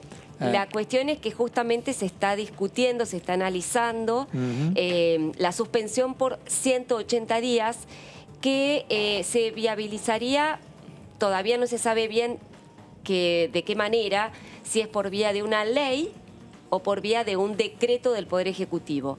Si se trata de una ley, esto llevaría un tiempo, por cuanto esa ley dispondría la suspensión y al mismo tiempo incluiría algunas modificaciones, algunas correcciones a la legislación actual para enmendar estos problemas que hoy genera la norma. Si fuese por decreto, la intención, al menos lo que se está analizando, es que durante el lapso de 180 días una comisión se reúne para redactar una nueva ley de alquileres. Que ahí sí participarían las partes, por Si supuesto. no escuchan a las partes, vas a caer en lo mismo. Exacto. Te vas a ir al otro extremo, el peligro. ¿Entendés? Te vas al otro extremo. O sea, tenés que escuchar a las partes. A ver, si llegan a esta instancia, es decir, vamos a discutir una nueva ley, es porque ahora escucharon. No está funcionando. Sí es cierto esto de las garantías. Vos antes tenías, alquiler en un departamento en Capital. Muy bien, ¿usted es el inquilino? Sí. El propietario quiere que traiga 2 garantías directas y de Capital. O sea, ¿qué es eso? Y no, una de tu viejo y otra de tu hermano. Los seguros de caución. Y después toda la seguridad. Muy bien. Chao, no alquilás porque llegaron a una situación donde, por ejemplo, tenés caución, que eso es un banco, vos pagás determinado importe, bueno, pero es más sencillo que pedirle a tu padre salir galante con la propiedad familiar. Y cuando no tenés. Pero si no la tenés, ¿qué hacemos? Entonces, bueno, eso ahí... como fue el Día de la Construcción, se hablaron distintos temas. Este es uno de los temas, pero el otro tiene que ver con beneficios de la construcción y a ver qué se decía. Yo siempre digo que los argentinos ahorran de 2 maneras, o con dólares o con ladrillos. Y la decisión del gobierno es generar desahorro en dólares para generar inversión y ahorro en ladrillos. Por eso durante el 2022, esa ley que sancionamos con un gran acuerdo de la oposición va a estar vigente durante todo el año para permitirnos exteriorización de capitales, la posibilidad de generar en cuentas especiales que se abren a esos efectos con el nombre de SECON, un instrumento que permite que casi 3.500 o 4.000 millones de dólares se vuelquen a inversión privada para generar obra en el sector privado. Bueno, ahí está. Esto lo hemos charlado más de una oportunidad acá. Por eso vamos poniendo información como para poder entender entre todos. Es una parte en relación al negocio de la construcción. Sí. Parte 1 es esto, que tiene que ver, bueno, vamos a incentivar a aquellos que dicen, yo voy a construir un edificio, ¿de cuánto? 3 pisos, 10 departamentos más o menos. Bueno, muy bien. ¿Qué te pregunta ese constructor más allá de estos beneficios que son bienvenidos? ¿A quién se lo vendo? Entonces, del otro lado, ¿qué tengo que tener? Aquel que tenga un crédito para poder comprar los departamentos que yo construí. Exacto. Porque vos me estás ayudando, insisto, bienvenido, incluso a blanquear capitales, etcétera. Es un sector donde se presta justamente para, en la informalidad, construir, incluso hasta contratar personal, contratar entre comillas, y en la informalidad vos construís. Ahora, falta otra parte que tiene que ver, seguramente será una etapa posterior, decir, bueno, a ver, ahí tengo los departamentos terminados, gracias a que me ayudaron a construirlo. Pero yo no voy a vivir en 10 departamentos, necesito venderlos. Y ahí está la otra parte, que es la necesidad de un crédito hipotecario que me ayude a vender la inversión y a ganar. Hoy sigue vigente la ley UBA, si vas a pedir un crédito hipotecario, y eso es también algo que quiere modificar el gobierno nacional. Póngalo el régimen, así lo vamos viendo que sea, juntos, que sea más accesible el crédito hipotecario, sobre todo para las clases medias. Sí. Porque del otro lado, el Estado está también reactivando el tema de la construcción por parte del Estado. Se reactivó el año pasado con el incentivo y el blanqueo de la construcción, retomando viviendas que habían quedado sin terminar del último gobierno de Mauricio Macri, y ahora planea más en ese rubro de pasar, creo Todavía que... Todavía tenés viviendas del otro gobierno. Sin construir, exacto. No, a medio construir, no está terminada. Todavía tenés, en el Gran Buenos Aires, cantidad. Es más, se han inaugurado y ahí están esperando, yo las veo, paso todos los días, y ahí están los complejos y la gente, imagino, esperando poder ingresar. Fíjate, en este régimen, 12 de marzo 2021, se publicó la ley de la Construcción Federal Argentina, acceso a la vivienda, y el régimen ha sido reglamentado por estos decretos. A ver, vamos más, ahí vamos, la ley surgió en el consenso y el trabajo entre, acá tenés Poder Ejecutivo, Congreso, tomaron este proyecto del diputado Massa, un régimen de incentivo a la construcción federal argentina. Bienvenido. Ahora, el régimen tiene dos partes. Contame, dale. Beneficios fiscales para inversores, importantísimo, lo que vos decías vos. Una parte. Y normalización de la tenencia en moneda nacional y extranjera. Esta es la parte del blanqueo. Que los dólares que puedan ingresar sean destinados directamente a la construcción, que es uno de las economías movilizadoras. Hoy, de hecho, esto está ocurriendo. Si vos ves la cantidad de construcción que hay, privada, en el Gran Buenos Aires, es impresionante. De gente que, pero ¿dónde tenía los dólares? ¿Dónde? En el Colchón Bank. Exacto. Ahí los tenía. Entonces agarran pesos y eso acopian material. Por eso esto de incentivo a la construcción, fenomenal, pero falta la otra parte. Y estas dos partes, la segunda, normalización de la tenencia de moneda nacional y extranjera y poder invertir. De hecho, insisto, esto está ocurriendo. A ver, vamos con cuestiones importantes de la ley, incentivo federal. Las demoras de la reglamentación AFIP todavía no han logrado blanquear al personal. La mayoría de los, allá que estaban ayer reunidos, la mayoría de los operarios de la construcción trabajan en negro. En negro. Esto bueno, así, en la informalidad, digámoslo. Miren, informalidad es lo mismo, están en negro. ¿Qué significa? Y vos vas, hoy que es jueves, mañana viernes, andá a la puerta de cualquier barrio cerrado, que es donde se construye mucho, están las camionetas del capataz, y le paga la semana en efectivo. Así, claro. Andá y buscalo ahí. Eso es lo que interpreto yo, corríjame ustedes, que se está buscando blanquear esa actividad, ¿no?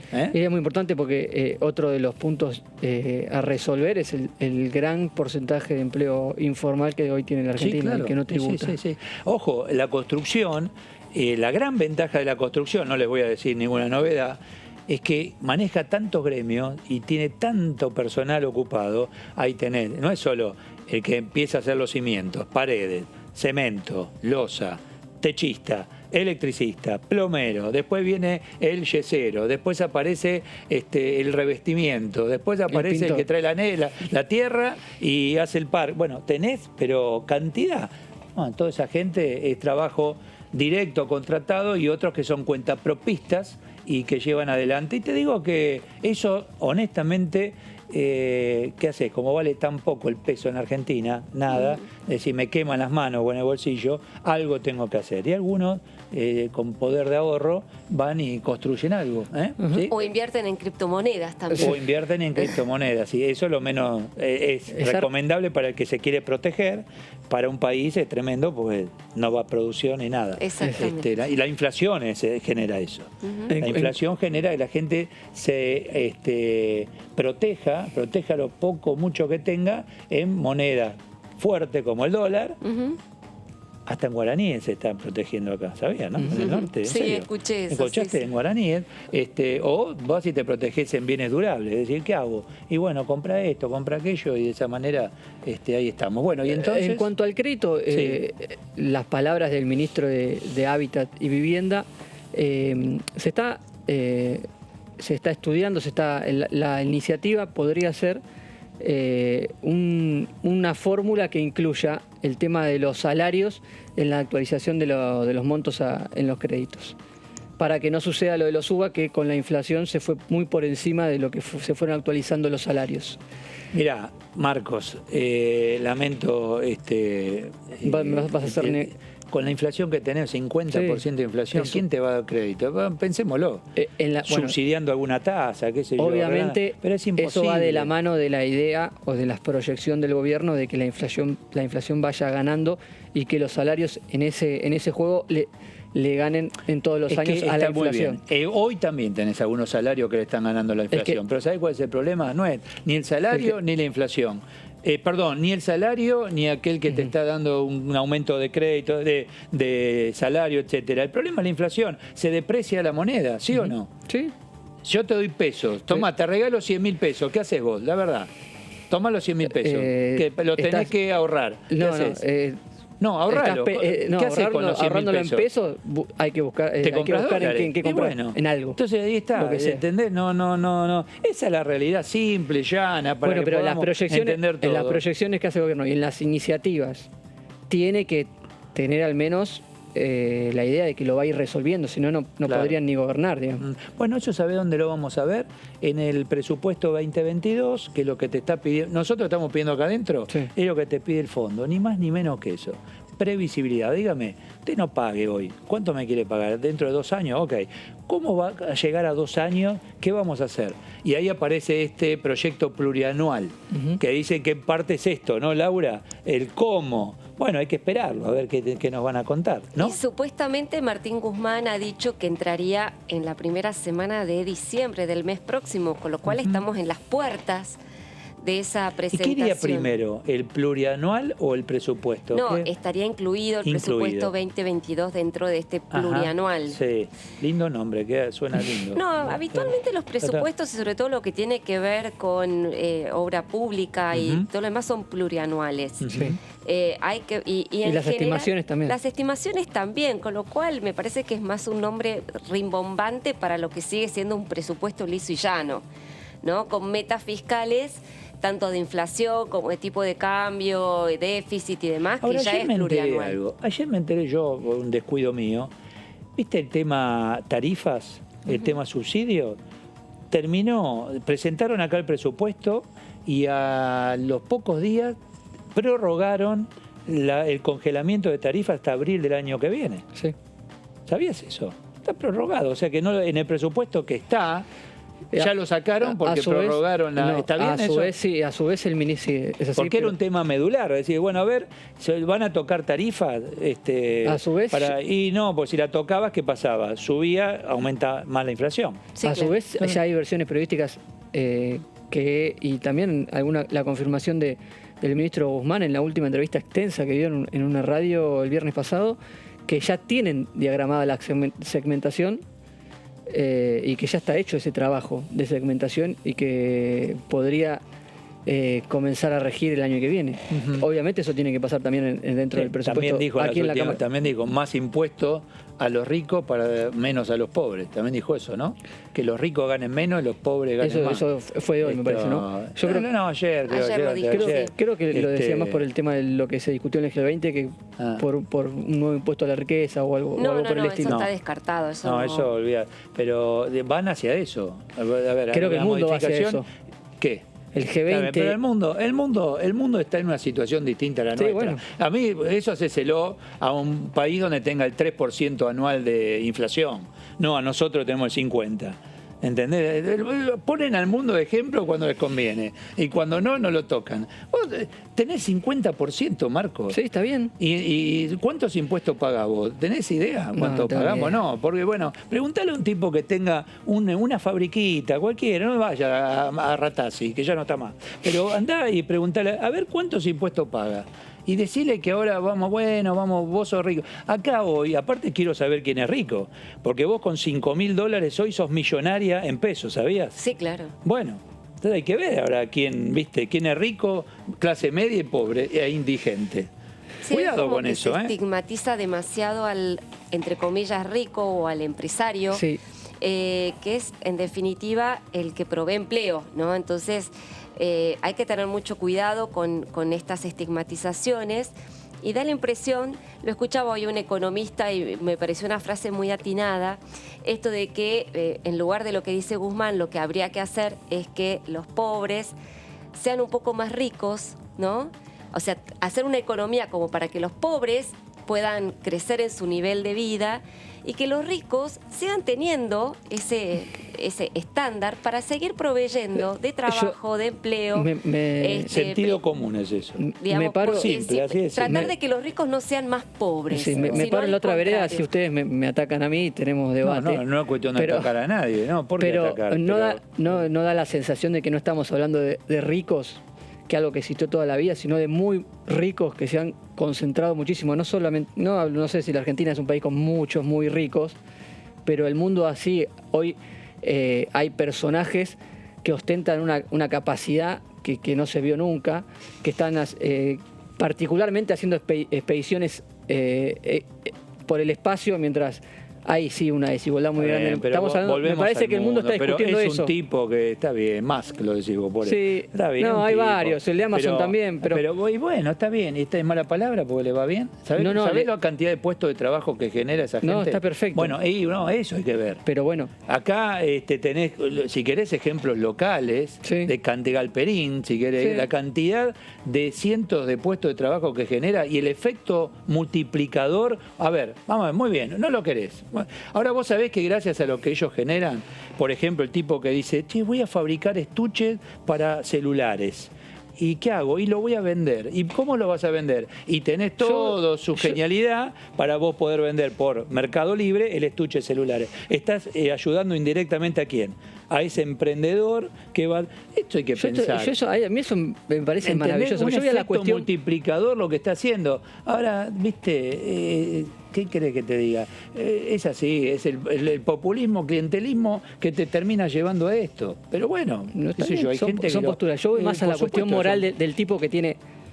no es que es rico, porque está bien, si te fue bien y tenés... En todo caso, cuestionar al que se hace rico y no sabes cómo. Para eso está la justicia, ¿no? Bueno, está la justicia, claramente. Sí, la justicia a veces, cuando es independiente. Cuestioname el rico que si este es rico, mirá lo que tiene, cómo la hizo. No, yo creo eso sí hay que cuestionarlo. Eso es inmoral, ya que hablas de inmoralidad. Eso, por supuesto. Eso es inmoral. Eso se descuenta, eso por supuesto está bien.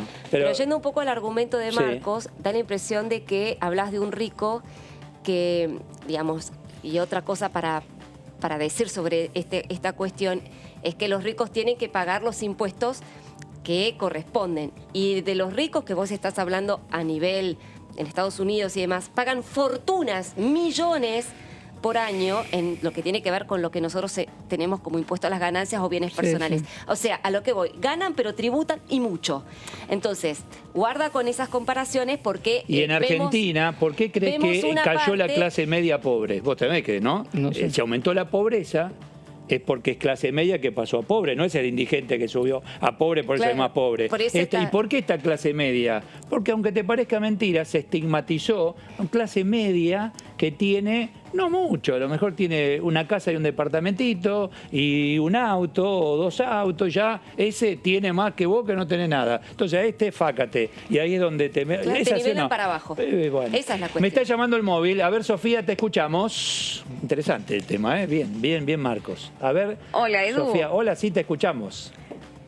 ¿Cómo estás? Sí, muy bien. Les cuento que mañana viernes 26 de noviembre se va a estar llevando a cabo en Tecnópolis una exposición de parte de autoridades de nuestro Congreso de la Nación Argentina, porque va a tener su propio stand para debatir la realidad de las familias y las juventudes, y lleva el nombre Sin Tabúes. Quien va a estar exponiendo en uno de justamente estos conservatorios va a ser el director del Observatorio de Familias y Juventudes de la Honorable Cámara de Diputados de la Nación Argentina, que es Federico Cermelo, que ya los está escuchando y lo tenemos con nosotros para consultarle sobre cuáles van a ser los principales lineamientos de la exposición del día de mañana.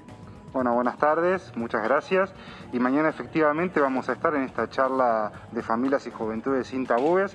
Y la idea es un poco hacer un salpicado de todos los temas que hemos venido trabajando, de medio ambiente, de grooming, de bullying, de educación sexual, de una manera sencilla, interactiva, con material audiovisual creativo y con la participación de equipos técnicos que son quienes nos vienen ayudando a lo largo del año, llegando a cada casa, haciendo actividades para las redes sociales, para escuelas, para clubes y bueno, generando básicamente prevención y visualizando canales de denuncia. Federico Eduardo Serenellini, buenas tardes. Gracias por estar allí y atendernos. ¿Qué tal? Buenas tardes. Buenas tardes. No, por favor. Son todos importantes estos temas. Hay un tema muy vigente, tristemente vigente, es el grooming, ¿no? Por estos días, para hacer hincapié allí. Efectivamente, mira, cada 13 de noviembre se festeja el Día Nacional de la Lucha contra el Grooming, porque desde hace unos años es considerado delito y esa fecha en el año 2013 por suerte se aprobó en ambas cámaras y lo consideramos como delito. Y desde el Observatorio hemos trabajado para que haya una ley nacional de concientización, con campañas de prevención, con spots publicitarios, que es lo que se ha aprobado el año pasado, y a partir de ese trabajo se conformó una mesa de trabajo también con la ONG Mamás en Línea, con la Comisión Nacional del Transporte, con la legisladora Luciana Padula, bueno, con distintos actores, y particularmente el martes pasado hicimos una acción de prevención en la terminal de Retiro, y la idea es replicarlo en todas las terminales del país. Desde hace varios años sucede con la trata de personas, bueno, también la idea es hacerlo con el grooming, que cada vez hay más, que la captación de este delito se produce de manera virtual, y en los transportes de larga distancia, donde viajan familias, niños, es muy importante también concientizar. ¿Y cómo llevaron adelante esa actividad allí en Retiro, Cermelo? ¿De qué consta? Bueno, lo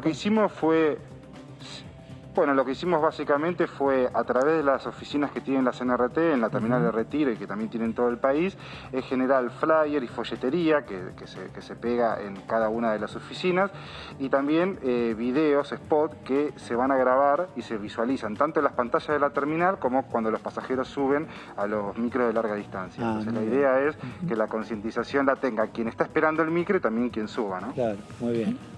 ¿Laura? No, preguntarle también a Federico qué otras actividades tienen previstos para esta concientización, esta tarea de concientización que están llevando adelante.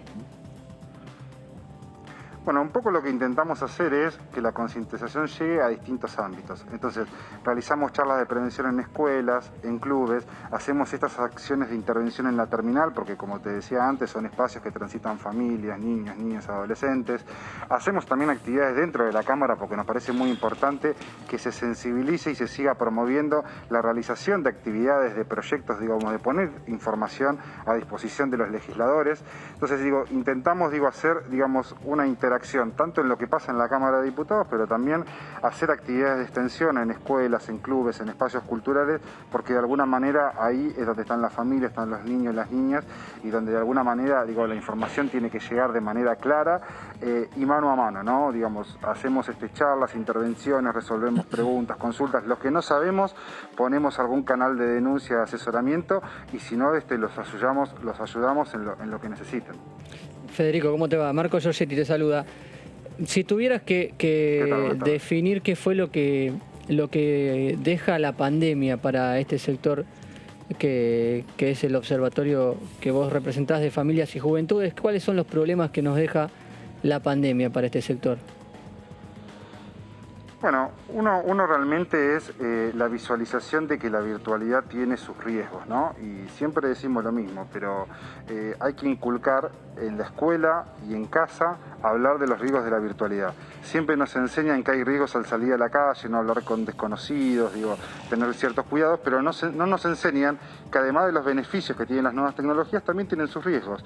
Y uno de esos riesgos es que hay personas que se hacen pasar por quienes no son, digamos que existen estafas de distintos tipos. Entonces hay que hablar de los riesgos porque la ciudadanía digital es lo que se viene, se viene para estudiar, se viene para trabajar. Lo hemos visto por adelantado en la pandemia, pero también es una realidad y tenemos que saber transitar la virtualidad de una manera lo más segura posible. Aparte hoy con la ventaja de que la tecnología nos permite ubicar en cualquier lugar del mundo a aquellos que hacen daño, por ejemplo, a un niño dentro de tu casa, desde algún lugar. Ya se cruce de información, la tecnología permite ubicar desde dónde está transmitiendo o está haciendo daño determinado individuo, Federico.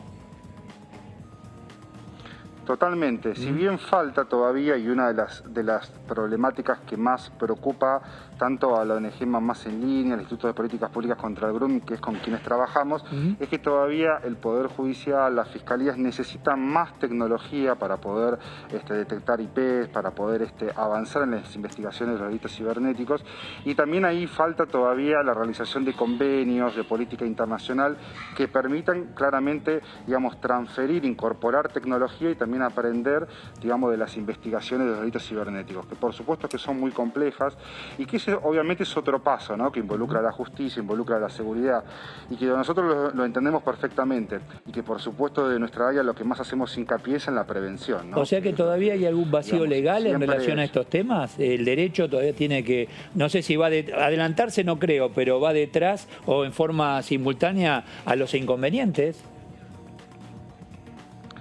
La realidad es que el grooming, como te decía, desde el año 2013 es considerado un delito, ¿no? El Código Penal lo define como toda amenaza, intimidación que se realiza de manera sexual y de manera virtual con fines sexuales, una persona adulta o una persona menor de edad. Es considerado delito. A partir de ahí, las dificultades tienen que ver con la investigación, ¿no? ¿Cómo hacemos para poder dar con el victimario, con ese delincuente que se escuda en una PC, en un dispositivo móvil, que muchas veces desecha ese dispositivo o el número de donde lo realiza? Y bueno, ahí vienen los inconvenientes a veces de las investigaciones. Que hay fiscalías especializadas en ciberdelitos, pero bueno, sigue siendo complejo a veces el avance de ¿El grooming incorpora también o involucra la pornografía infantil o son temas distintos, aunque se deben relacionar en algún punto? Se pueden relacionar. La realidad es que la simple tenencia de pornografía infantil de por sí es un delito. De escala menor al grooming, pero es un delito.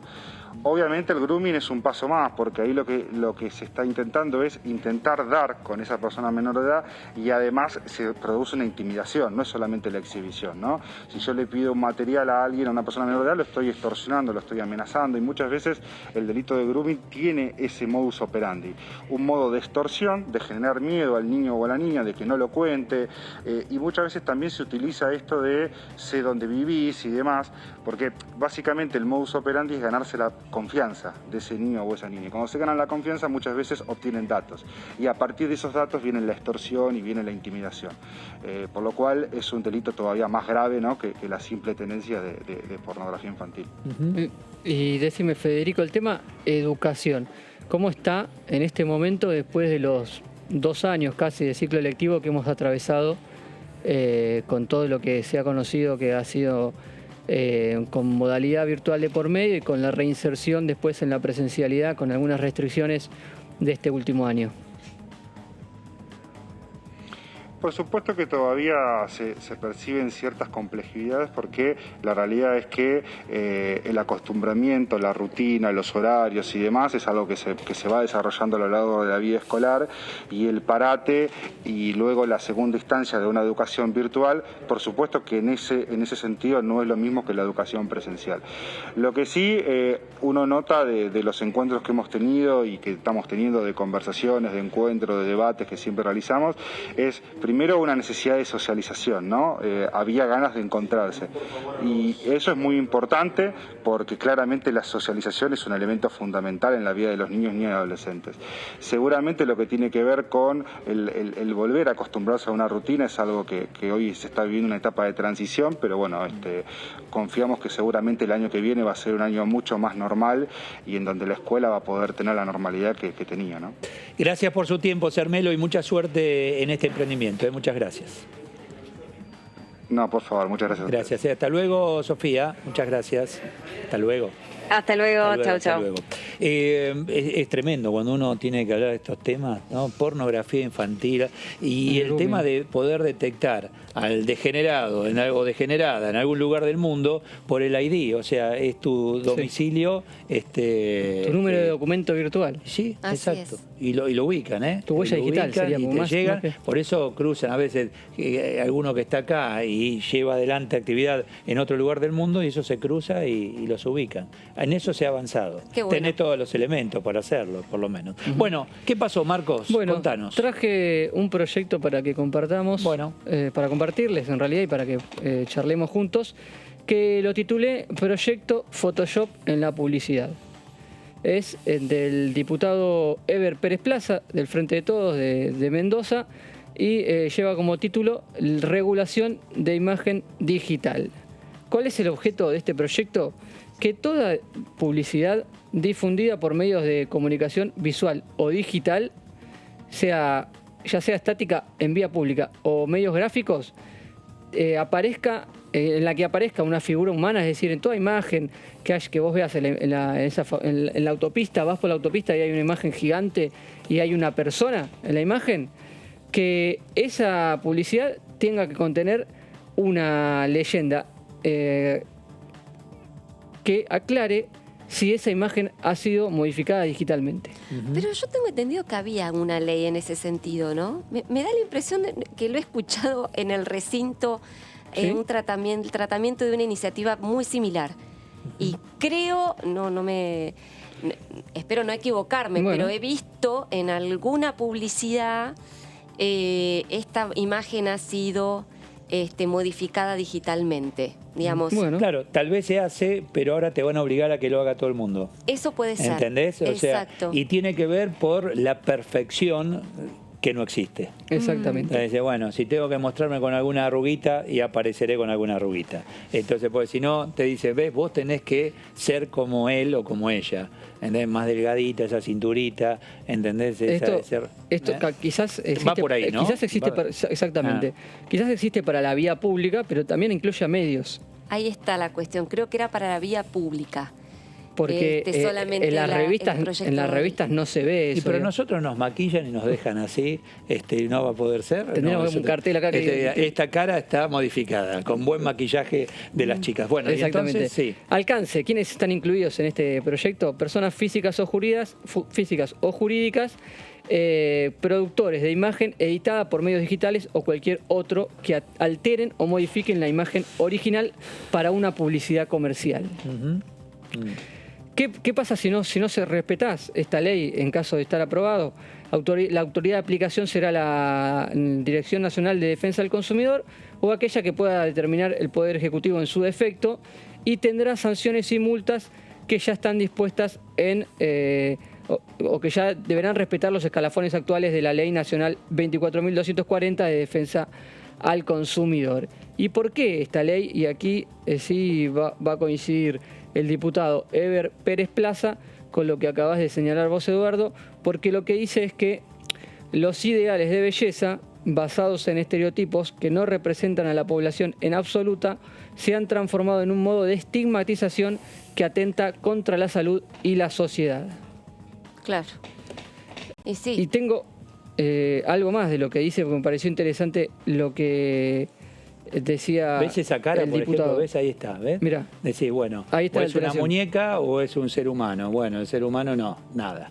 Y hay mucha gente que cree que eso es real y que se puede lograr ese esa imagen sin retocar ahí está digitalmente. retocando una zapatilla, por ejemplo, pero eso es para mostrar cómo se lleva adelante de Photoshop, ¿no? Y genera mucha indignación, genera mucho problema de salud mental el tema de... Quiero ser igual que, ¿no? Exacto. Dice el diputado, el objeto de esta iniciativa no es prohibir la edición de imagen, sino agregar... Aclarar que está tocada. Exactamente, agregar un contenido que todo ciudadano tiene el derecho a saber. Es decir, una leyenda que especifique que la imagen que está observando fue resultado de un programa informático. Esto tiene que ver con, obviamente, la Ley de Defensa del Consumidor, que dice que todos tenemos el derecho a tener información veraz de lo que estamos consumiendo. Bueno, ahí está, Photoshop, entonces, de la publicidad, un trabajo que, bueno, habrá que tratarlo. Habrá que tratarlo. Como los temas que se van a tratar, ¿hay una futura, ya en lo inmediato, sesión, chicos? ¿Qué se sabe? ¿Próxima semana? ¿Antes del 10? Se está hablando, pero no está confirmado. Todavía no está confirmado. Se está hablando de la posibilidad de una sesión el martes o el miércoles próximos, una última sesión antes del recambio legislativo. Lo habíamos adelantado aquí, pero todavía no hay confirmación ni de la fecha ni del temario, con lo cual da la impresión de que la cosa viene todavía demasiado verde, porque acá hay un problema. Mucho medio ambiente, entonces. Sí. Bueno, uno de los temas puede ser... Claro, el tema envase, el envase, todo. Hay que ver el tema envase. No, porque no tiene el número. ¿No tiene? No tiene el número. No tiene el número y es muy difícil que se trate.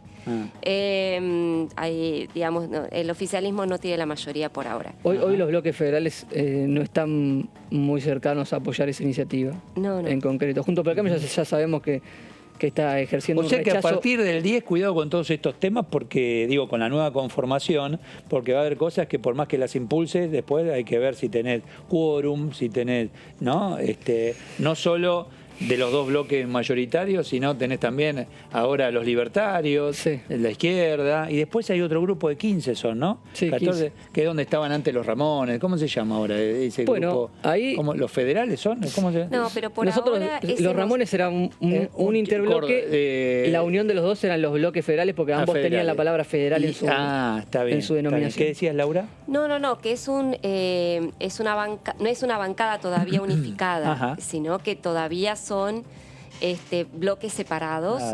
Uno es Consenso Federal, que está dentro del interbloque federal, y el otro es Unidad y Equidad, que habitualmente acompañó al oficialismo y que ahora está teniendo una actitud un poquito más distante. Esto no quiere decir que sea opositor 100% al gobierno, sino que va a definir ley por ley su posición. Antes era votar prácticamente todo lo que viniese o dar quórum y facilitar.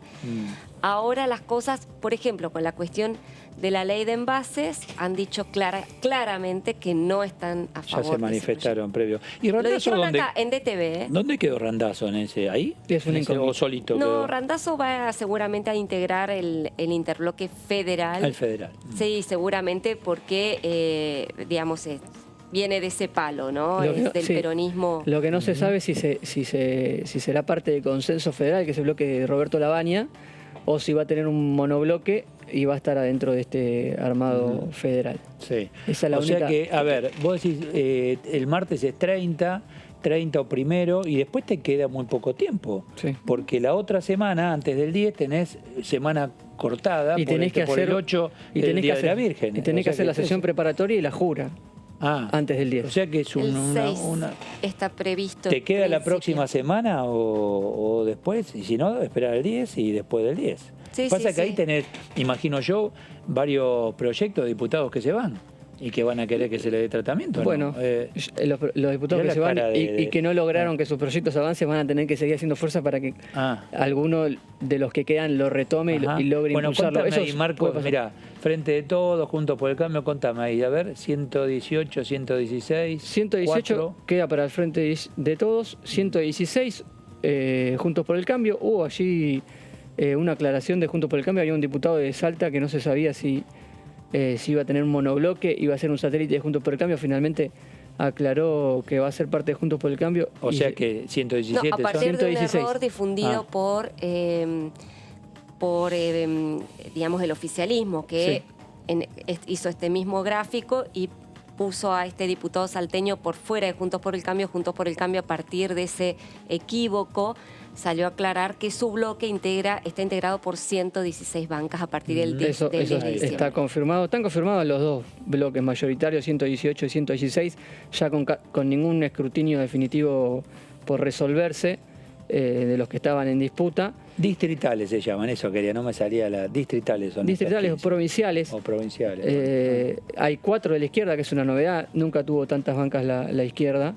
Claro. El Frente Izquierda en la Cámara de Diputados, y hay 4 libertarios porque obviamente esta semana se conoció que Randazzo le quitaba la de Hugo Bontempo a la lista de Julio de José Luis Espert, que finalmente van a ser 2 bancas para cada uno de los 2 espacios libertarios, que en principio no están consiguiendo un acuerdo para formar un único bloque. Bueno, pero algo que le solía pasar a la izquierda, claro. Estar fragmentado siendo pocos. La izquierda consiguió una unidad que la viene manteniendo hace años con el Frente de Izquierda, y la derecha, en este caso, la derecha liberal, no logra un acuerdo entre las 4 bancas que va a tener, y va a haber 2 bloques en principio de 2 bancas cada una. ¿Y cómo imaginas los 15 distritales hay que tener muy en cuenta cómo van a jugar los gobernadores. Los gobernadores, en este caso, Río Negro, Misiones, Córdoba, y entre esos 3, esta semana... Carlos Rovira, que es el conductor del Frente Renovador de la Concordia, dijo públicamente que están en conversaciones entre estos gobernadores para hacer para tener una sintonía en el Parlamento, para mandar desde el interior, tener presente en la Cámara de Diputados, pero también teniendo en cuenta que van a tener bancas en el Senado importantes, 3 muy importantes para el quórum del oficialismo, para que haya una agenda federal en el Congreso. ¿Sabes que yo pensé que arrancaron con comisiones todos los días la otra semana, ¿te acordás? Sí. Y después se calmó todo, ¿no? ¿Tiene un motivo? ¿Tiene un porqué? ¿Laura, imaginas? No, es que lo que pasa es que se está esperando la llegada de las iniciativas que van a cimentar la segunda parte de la gestión de Alberto Fernández, ¿no? El tema del acuerdo del fondo y este proyecto plurianual.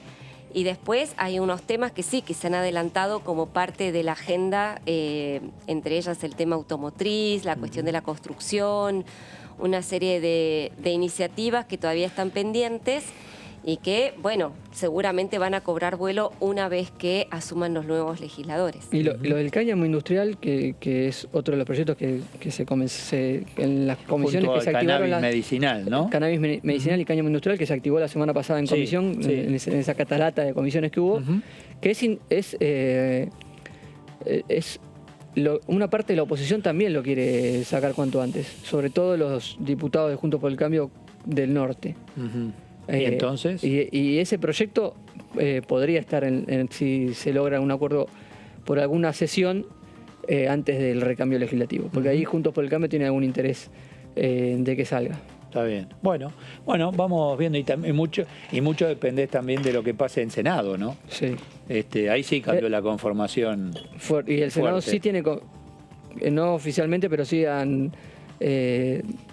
extraoficialmente, que ya hay una fecha para hacer una última sesión antes del recambio. ¿Sí? ¿Cuándo? El 9 de diciembre. Bueno. El mismo día que juran. Sí. El mismo día que juran los senadores nuevos, se realiza la última sesión del año con la vieja conformación, o la actual conformación, donde van a sacar los polémicos 116 DNUs que han sido avalados por la Comisión de Trámite Legislativo también la semana pasada. Sí. Bueno, y se fue el año, Laurita, Se está yendo. 10, por suerte. Sí, un año complicado, ¿no? Un año muy complicado. Y siempre con la esperanza que todo mejore. Si no, te imaginás, ¿no? Siempre uno tiene que tener esperanza que todo pasa, decía alguien que, ¿viste? Bueno, ¿qué pasó? Todo pasa, es cierto. ¿Qué pasó? ¿Qué pasó al final, viste? Pero sí, el 10, sí, bien digo, el 30 de noviembre terminan las ordinarias, se prorrogaron hasta el 31 de diciembre, pero con el cambio y la renovación y la jura de los nuevos integrantes el 10 de diciembre. Exacto. ¿Por qué dijiste el 9, la jura del 9? Bueno, pero el mismo día. Juran, no sé qué día cae el 10, pero juran, pero después los mandatos empiezan el 10. O sea, se jura antes. Sí, normalmente sí. Bueno, o sea, se jura el 9. Las juras que ya, no sé, desde mi punto de vista, para qué se siguen manteniendo. ¿Por qué? Es una cosa de color, jurar. Sí, es una formalidad, pero de alguna manera uno... es un mandato que uno asume en representación del pueblo y tiene que dar un juramento de que va a cumplir con ese mandato. Después que cumplas o no es otra historia, pero por lo menos, viste, Dios o la patria no demande. Ni Dios ni la patria. Esa es la parte que debería importar de toda la jura, que es el respeto al mandato que uno asumió. Pero no deja de ser una ceremonia. Vos ponés en el lugar que llegó y jura y que es todo. Es un momento muy emotivo para las familias de cada uno de los legisladores también. Sí, para la misma persona y para quienes lo llevaron hasta ahí. Vos recordás que, viste, muchos no les dará lo mismo y otros dicen, bueno, mirá, yo hice para que llegue ahí Marcos, Giorgetti. Mirá cuando jure, los voy a invitar. No? Bueno, muchas gracias. ¿Vas a seguir con las mismas ideas? Sí. Bueno. No me va a votar nadie. No, ¿por qué no? ¿Por qué no? Al contrario, no, ¿por qué? ¿Por qué no? ¿Te gustaría? No está en mi horizonte. Está bien. No, porque todo el mundo tiene derecho. Bueno, Laurita, gracias. Bueno, un placer. Gracias por todo. Muchas gracias. Chau, gracias. Un gusto, como siempre. Suerte. Muchas gracias. Nos vemos nosotros, ¿no? Suerte hoy, digo. Hoy vamos a ser campeones. No, hoy no sé, vamos a esperar, hay que jugar, hay que ver qué pasa con Racing, que viene, viste, con Tutti. Gracias a todos, nos reencontramos. Chau.